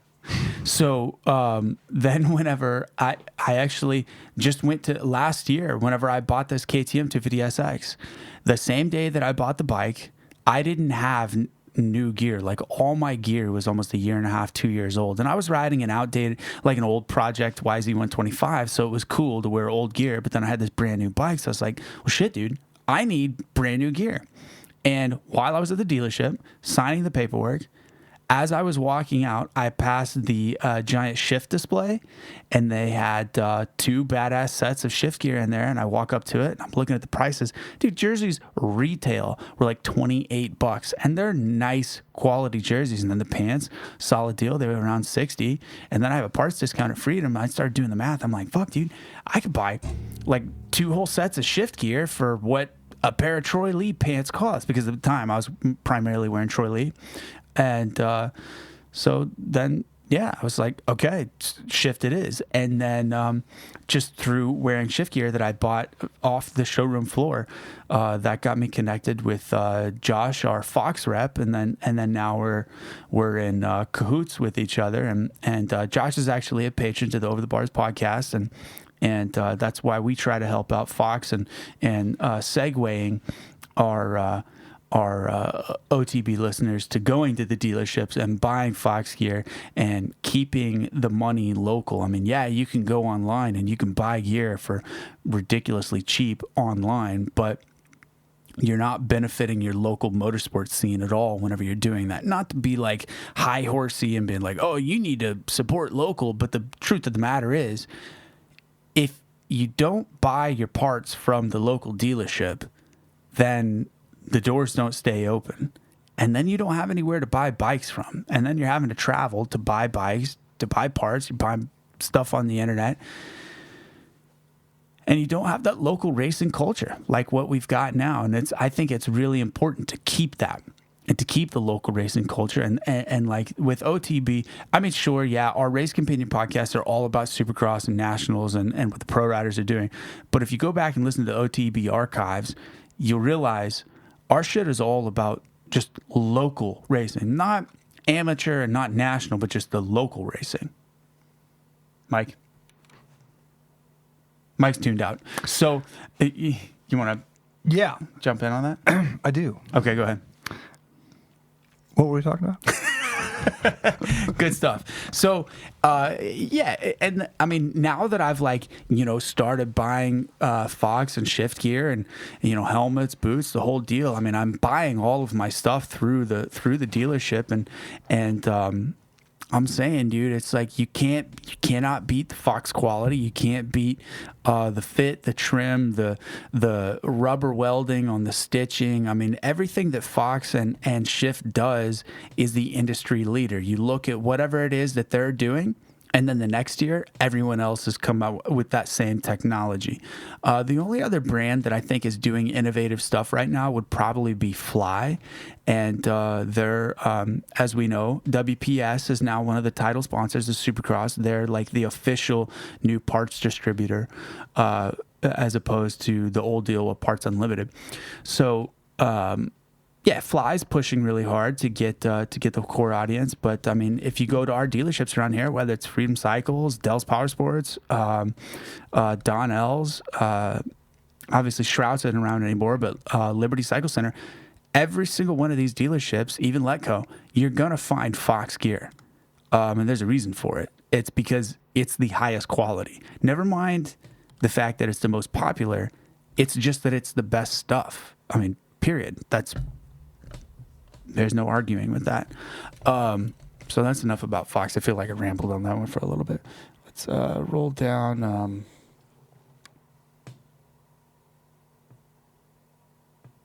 Oops.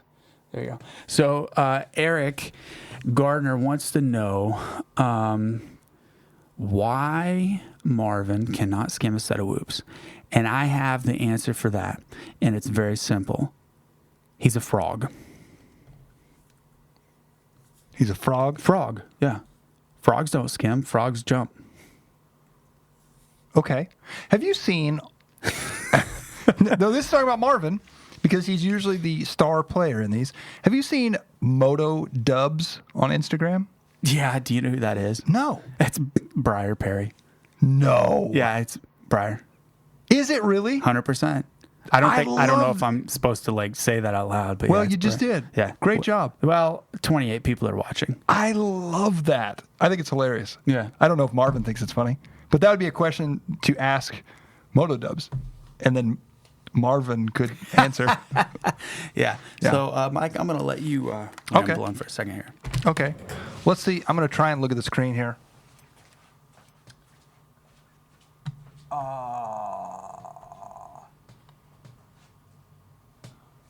Oh, here I'm moving the mouse, and the mouse isn't what on my computer.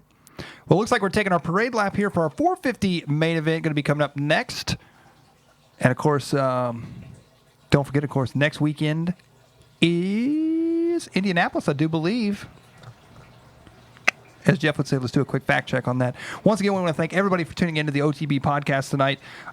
Race Companion, of course, if you have not tuned in with us before, we try to do this on a weekly basis for all the Supercross events, scheduling conflicts, work conflicts, all that kind of stuff.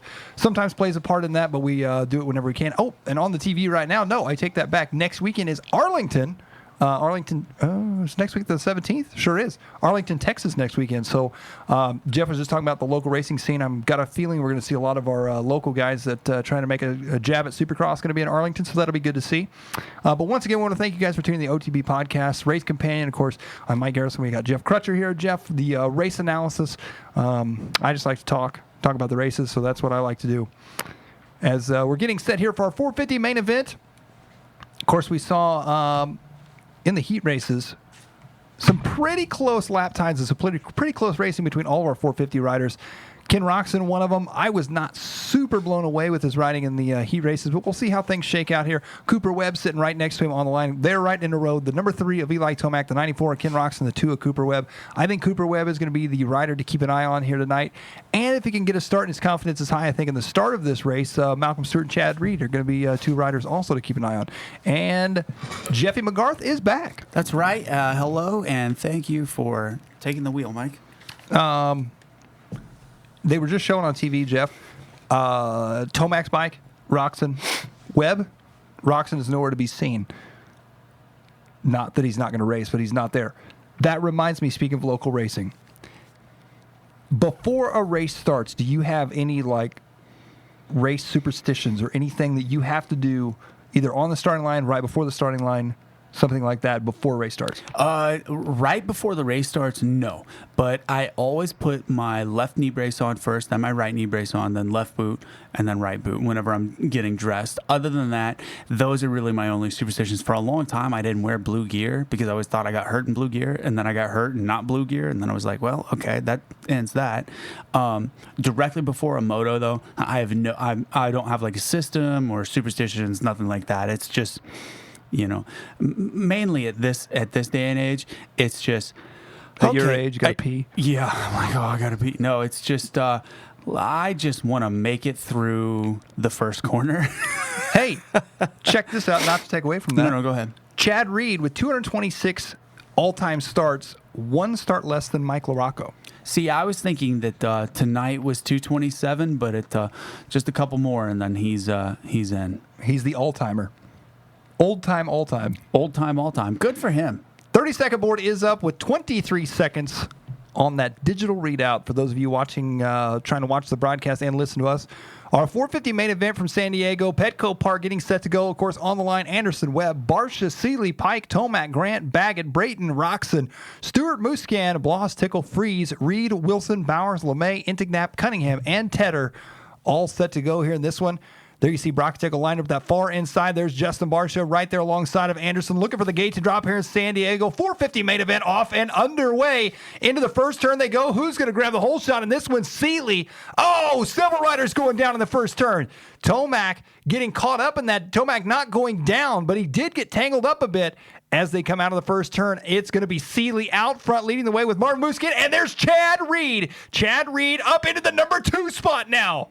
Mr. San Diego himself, not able to make the triple, causes the chain reaction behind him. Drop back to 4th place right there. But yeah, Chad Reed, good for him. Wow. And I just mentioned before the start of this one, if he could get the start, I don't know that necessarily. Oh, look at Musquin get stood up. And what's going on with the camera work? What are we looking at? There we go. Okay, we're back. And there's Justin Barsha. So now it's Anderson. And look at Reed is back up into the number 2 spot now. Marvin Musquin dropping to 3rd. Justin Barsha in the number 4 spot.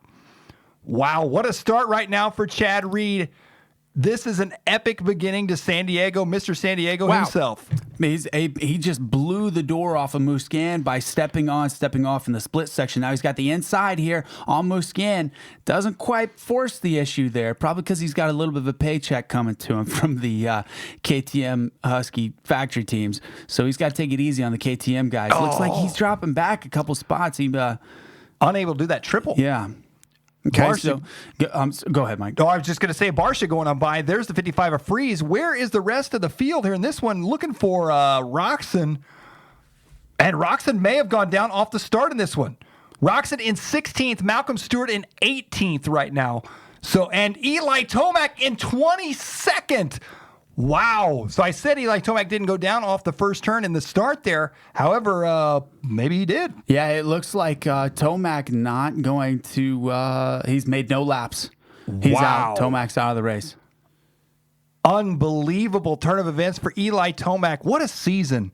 And not in a good way. What a season for Eli Tomac, coming off championship win in the outdoors. Coming inside, I think after last season and the battles with Dungey, I think everybody expected him to be the man. Well, those expectations, what's Way the a lot. saying? The heavy is the head that wears the crown, and especially an unearned one, because he didn't win the championship last year. Dungey did, so the champion has not returned. Here, let's go ahead and see what happened in the first corner. So it looks like Roxon, on that arm. Roxon gets into Tomac. Tomac goes wide, runs into the back of Grant, and gets run over by Bloss. Looks like both those factory Kawasaki's got tangled together. So Tomac did go down. Oh, Tomac hit Pike hard. Wow. Stewart almost got out of there cleanly, but got hung up a little bit. Meanwhile, as the replay keeps going, still Seeley, Anderson, Musquin, Barsha, Reed, Baggett, Freeze, Brayton, Tickle, and Wilson are your top 10. Oh, no. Oh, did he go down again? Roxon. Ladies and gentlemen, Ken Roxon is down again. Is he holding that arm?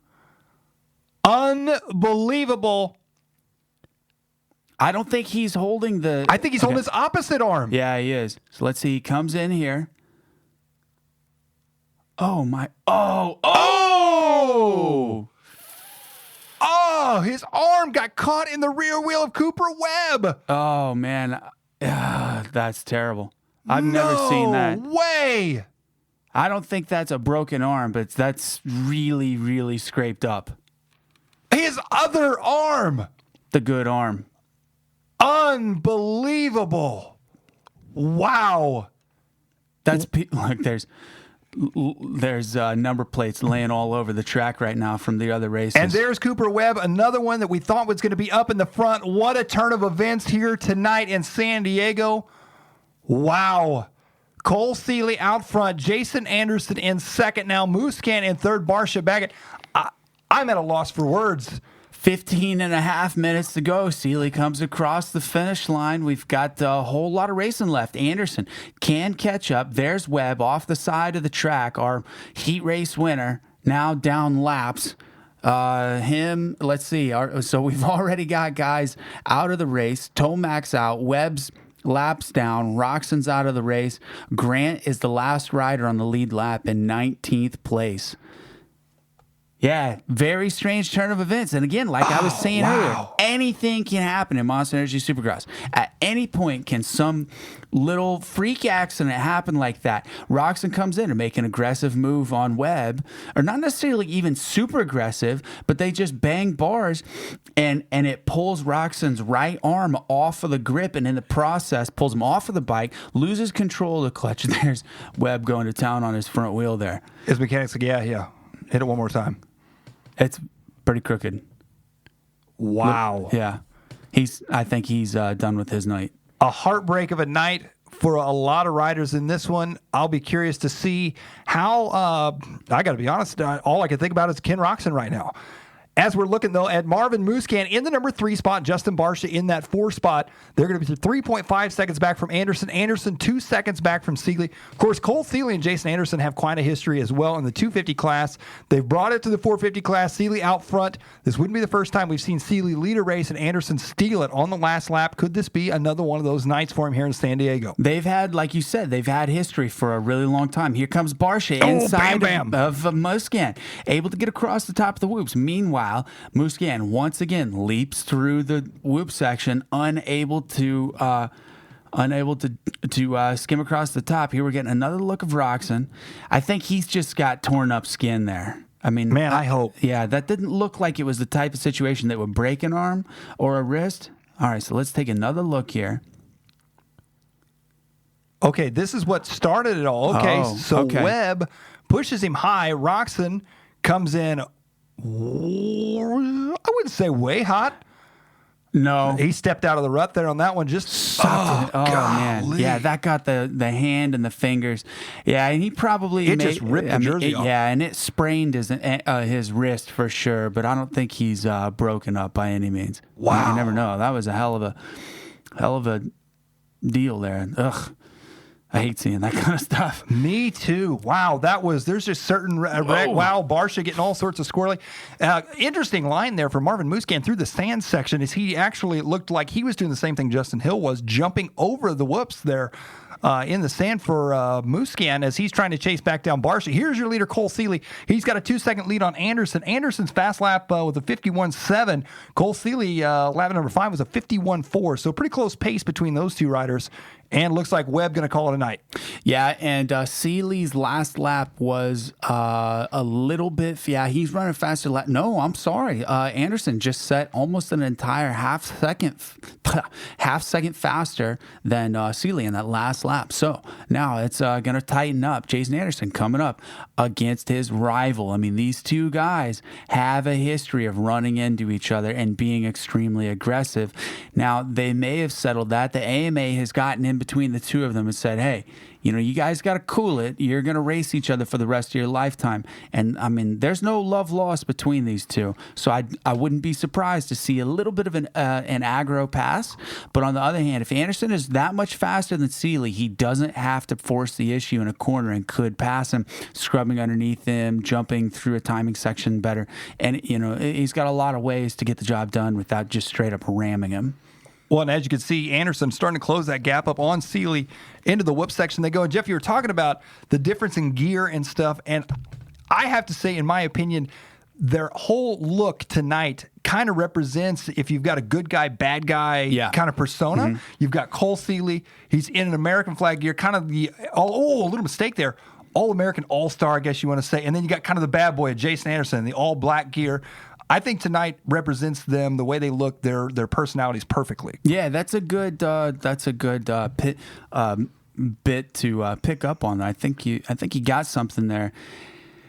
Now, the question is, will they hold true to that? And Anderson bouncing his way through that rhythm section. Seeley able to get away from him a little bit. I really like that American flag look. That's very, very Jared Tebow of Seeley. Or, you could say that the other way around, but shout out to our buddy, Jared Tebow. Now, as we see, let's see here. Anderson. Wow. I'm sorry. Musquin closing out the 51 of Bam Bam Barcia. Now, here comes the number 4, Blake Baggett on the Rocky Mountain ATV MC KTM. Looking to make a move on Barcia. He's going to go outside through the split section. Barcia pops up. The outside is way faster coming into the first corner here. But yeah, that was a hell of a move by Musquin. Kind of a little uncharacteristic like of him. And watching him through the whoop section, I got a feeling he was listening to the OTB podcast because he seemed to skim across the top of him that last time by when he made his way by Barcia. That's all you have to do, folks. Just tune in to OTB and you'll learn how to ride faster. Here comes Baggett now around the outside of Barcia. Sets him up into the whoop section. They go. Baggett running up it's going to put him on the outside. And look at him, just blows past Barcia. Barcia must have something wrong at this point. It looked to me like perhaps Barcia was looking down at the bike over the big triple. It's hard to say. I'm not sure what the deal is right now with Justin Barcia, but all of our front runners, What a night here in San Diego as Blake Baggett now up to the number 4 spot. So Seeley still out front, only 1.1 seconds ahead of Jason Anderson. So Seeley, Anderson, Musquin, Baggett, Barcia, Tickle, Brayton, Pike, Wilson, and Freeze are your top 10. Chad Reed dropped down to 11th. That'll probably be his best finish of the year. Malcolm Stewart coming up from 12th after crashing in the first corner. Benny Bloss also wrapped up in the first corner crash. Josh Grant also first corner crash. Then Bowers, LeMay, Cunningham, Enoch Knapp in 18th, Dakota Tedder 19th. Anderson, yeah, sorry. No, good moment to pause. Anderson's going to jump inside and press the issue right here. He's going to make the pass. Anderson goes on by now. Cole Seeley drop it back to the number 2 spot. So we talked about these two have made contact before. Will Cole Seeley retaliate here in this one? Seeley to the inside. Perfect. Look at this. Side by side through the split lane there. Coming back around into this whooped rhythm section. Anderson back out front. Seeley in the number 2 spot. Seeley not letting him go just yet here in this one. 8:25 left to go. Marvin Musquin 5.2 seconds back. Baggett and Barcia, your top 5. I really love seeing Anderson make the pass and pull a tear off with a little bit of sass. It's like, yeah, bro, I passed you. Now eat my tear off. Anderson right there slid out a bit before the big triple. I wasn't sure that he was going to make the triple, but he made it happen.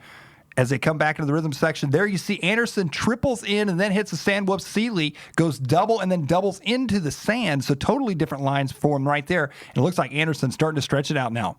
Yeah, Anderson, again, this is kind of shaping up to be his championship year, and you can tell it's just the way that he's riding. He's riding with a lot of confidence. He's not afraid to make the dicey moves whenever he has to and be aggressive yet smart at the same time. He knows the perfect place to set somebody up, and that's something about being the red plate holder.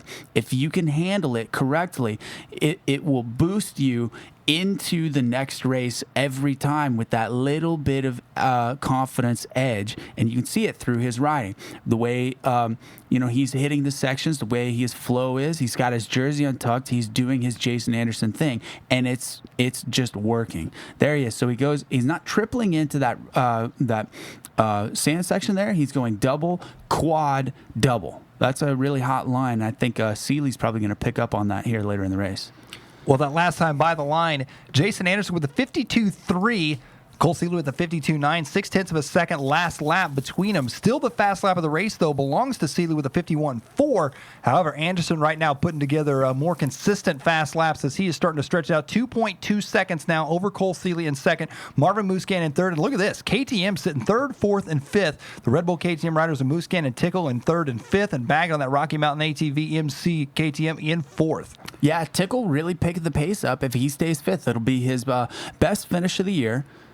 Anderson makes a small mistake in those whoops and pops up, jumps a couple out. Seeley able to get across the top of him. So I noticed Baggett, fastest rider on the track that last lap around.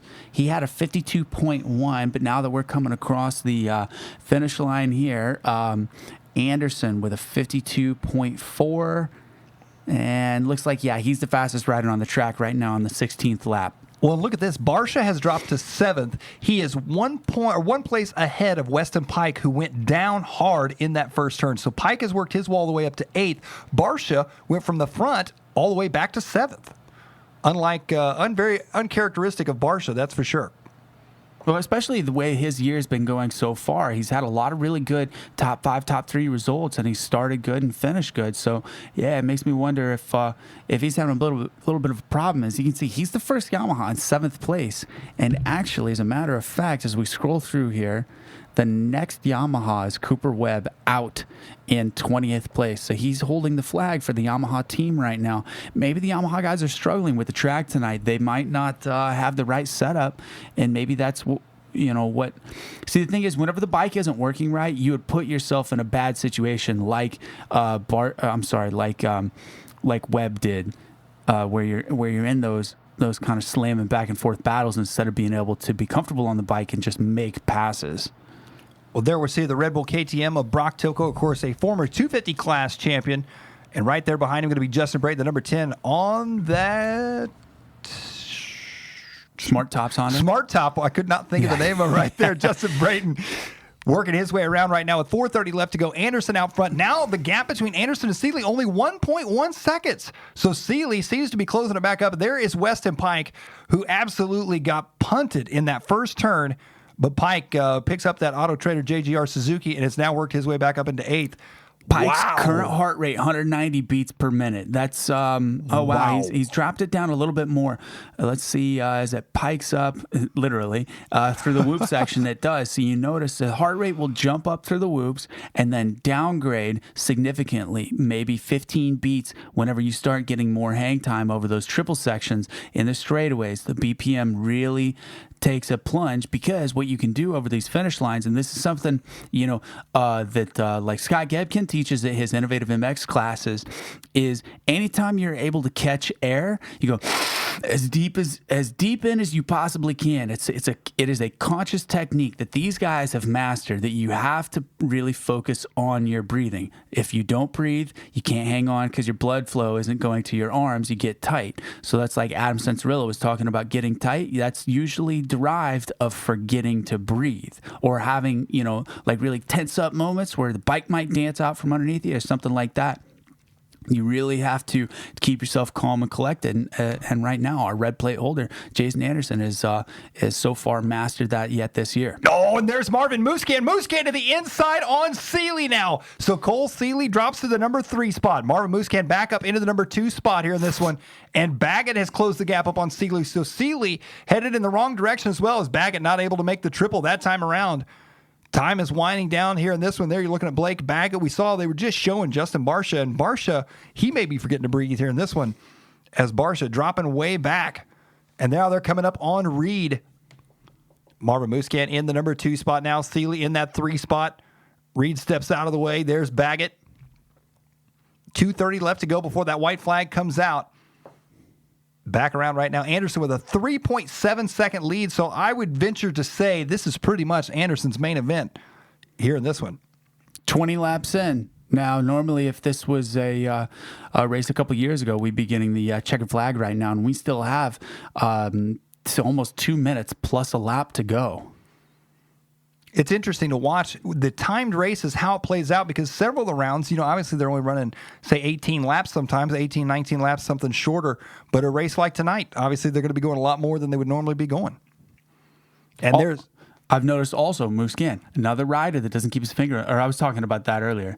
I can't believe how many of these guys don't ride with one finger on the clutch at all times, especially, that is like motocross 101, especially in supercross. Whenever you have these, anything can happen at any time moments. It's such a good idea to keep that index finger on the clutch just in case. And now it looks like Seeley feeling the pressure behind him as Baggett closing up on him right now. Baggett, Blake Baggett pushing his way through right there, muscles his way up into the number 3 spot. Here comes Seeley, though. Seeley's going to cut straight across this corner, push Baggett wide. Baggett keeps it on the track through the rhythm section, up and over the triple they go. Seeley's got the inside line. Baggett, look at Seeley. Seeley on the defense mode here in this one. Now Baggett's going to try and set him up. I got a feeling through this rhythm section, dive to the inside. He's not going to be close enough. He's going to run down the inside of the whoop section here. Baggett. Yeah, Baggett's the faster rider on the track right now, so Seeley has to box him out and hope that, Baggett will force himself into his own mistake. Oh! There it was right there. Baggett putting a wheel into Seeley, and here comes Cole Seeley. Now Seeley has had enough. Look at Seeley. He dives back to the inside, looks, just about cross jumps over on him there, and Baggett goes on by, and Baggett looking over his shoulder now. Yeah, if these guys don't start racing cleanly, right behind him is, just a couple moments ago, Tickle was 5 seconds behind them. In one lap, they dropped 5 seconds. Well, Baggett right now still looking over his shoulder. Now I think he realizes he's got some breathing room over Seeley, and Seeley looks to be out of gas in the tank here in this one with 15 seconds here before that white flag comes out. There you see Blake Baggett has worked his way into a podium position. Right now we're looking on the bottom right side of the screen. Jason Anderson, your points leader and race leader here in this one. Wow, Baggett taking a wild ride through the whoop section. So he's going to come across with the white flag get ticked down just right before he came across the line there. So 23 laps so far, so the race will go 24 laps. Currently Anderson, Musquin, Baggett, Seeley, Tickle, your top 5. Jason Anderson has a 4.4 second lead on Marvin Musquin, the Factory Rebel KTM rider. And then great ride for Blake Baggett, who really muscled his way up into third. Well, as they're working their way around right now, Anderson one final time up and over that tricky triple. Looks over his shoulder, trying to see where the rest of the field is right now. 3.9 seconds back to Marvin Musquin. A good night for KTM right now.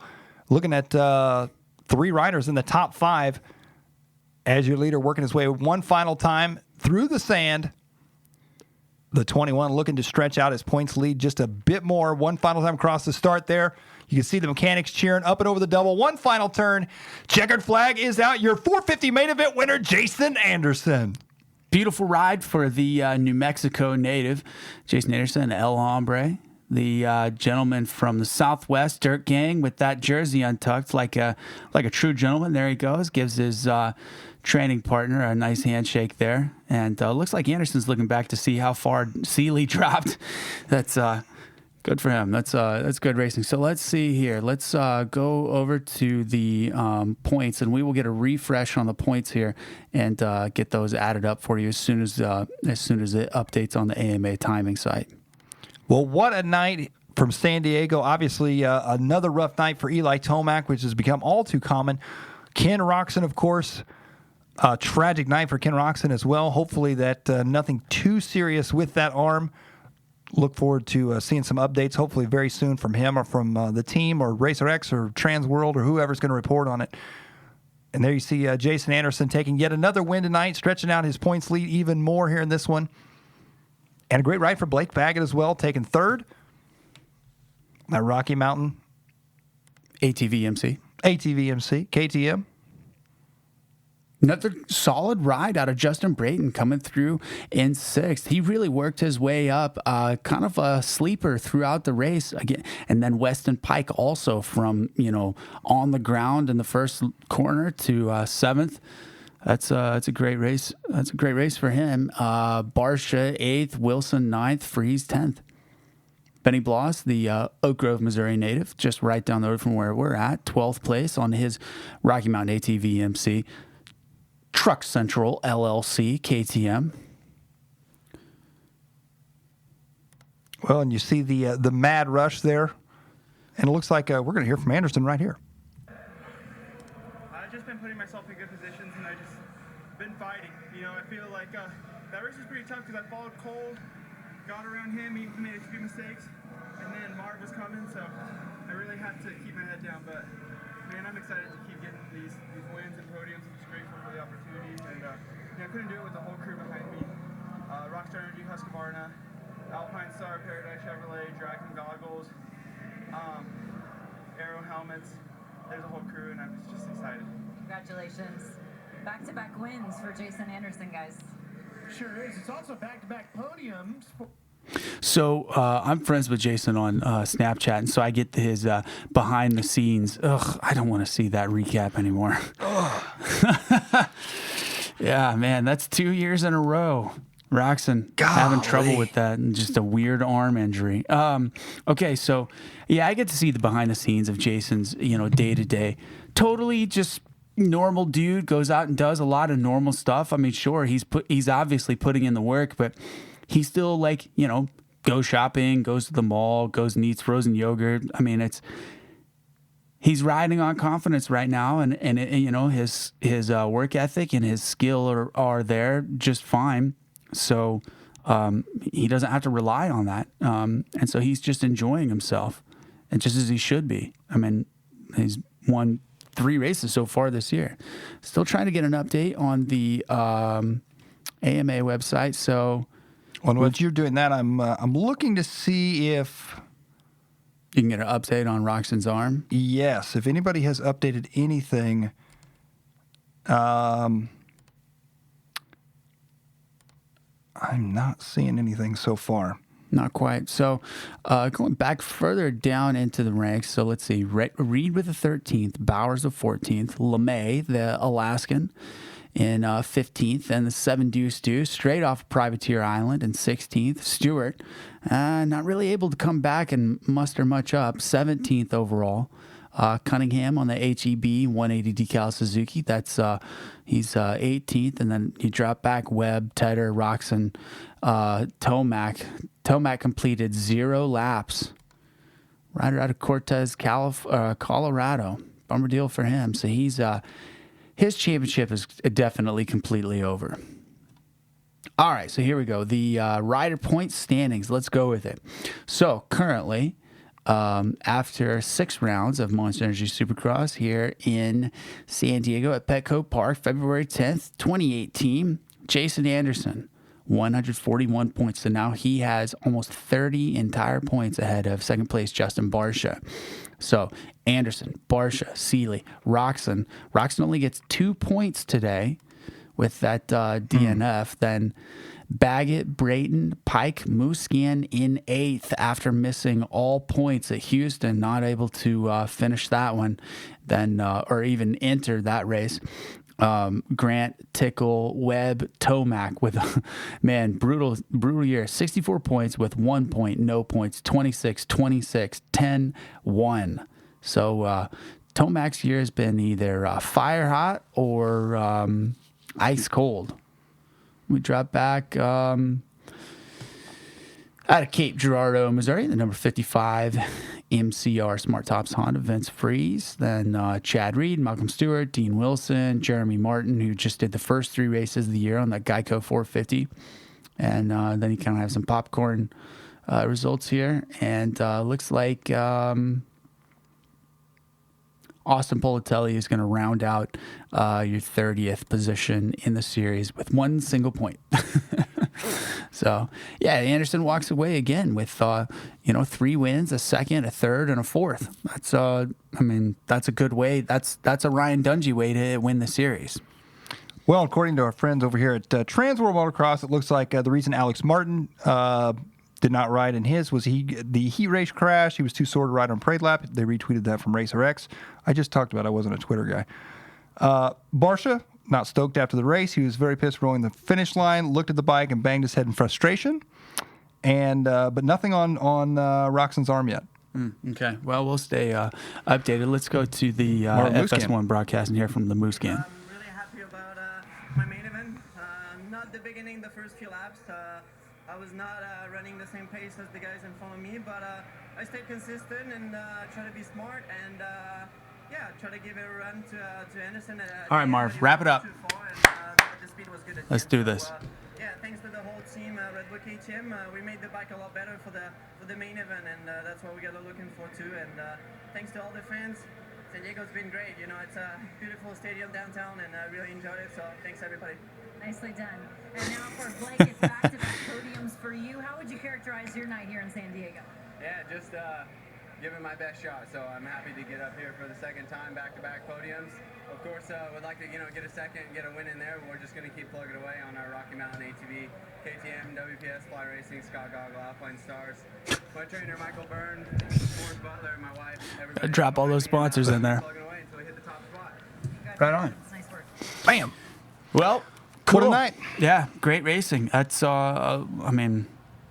that's all we got, folks. That's all we got. So if you're a fan of the Over the Bars podcast and you want to throw a couple dollars our way, you can do that easily by going to patreon.com, patreon.com/OTB podcast. Or no, I'm sorry, patreon.com/Over the Bars.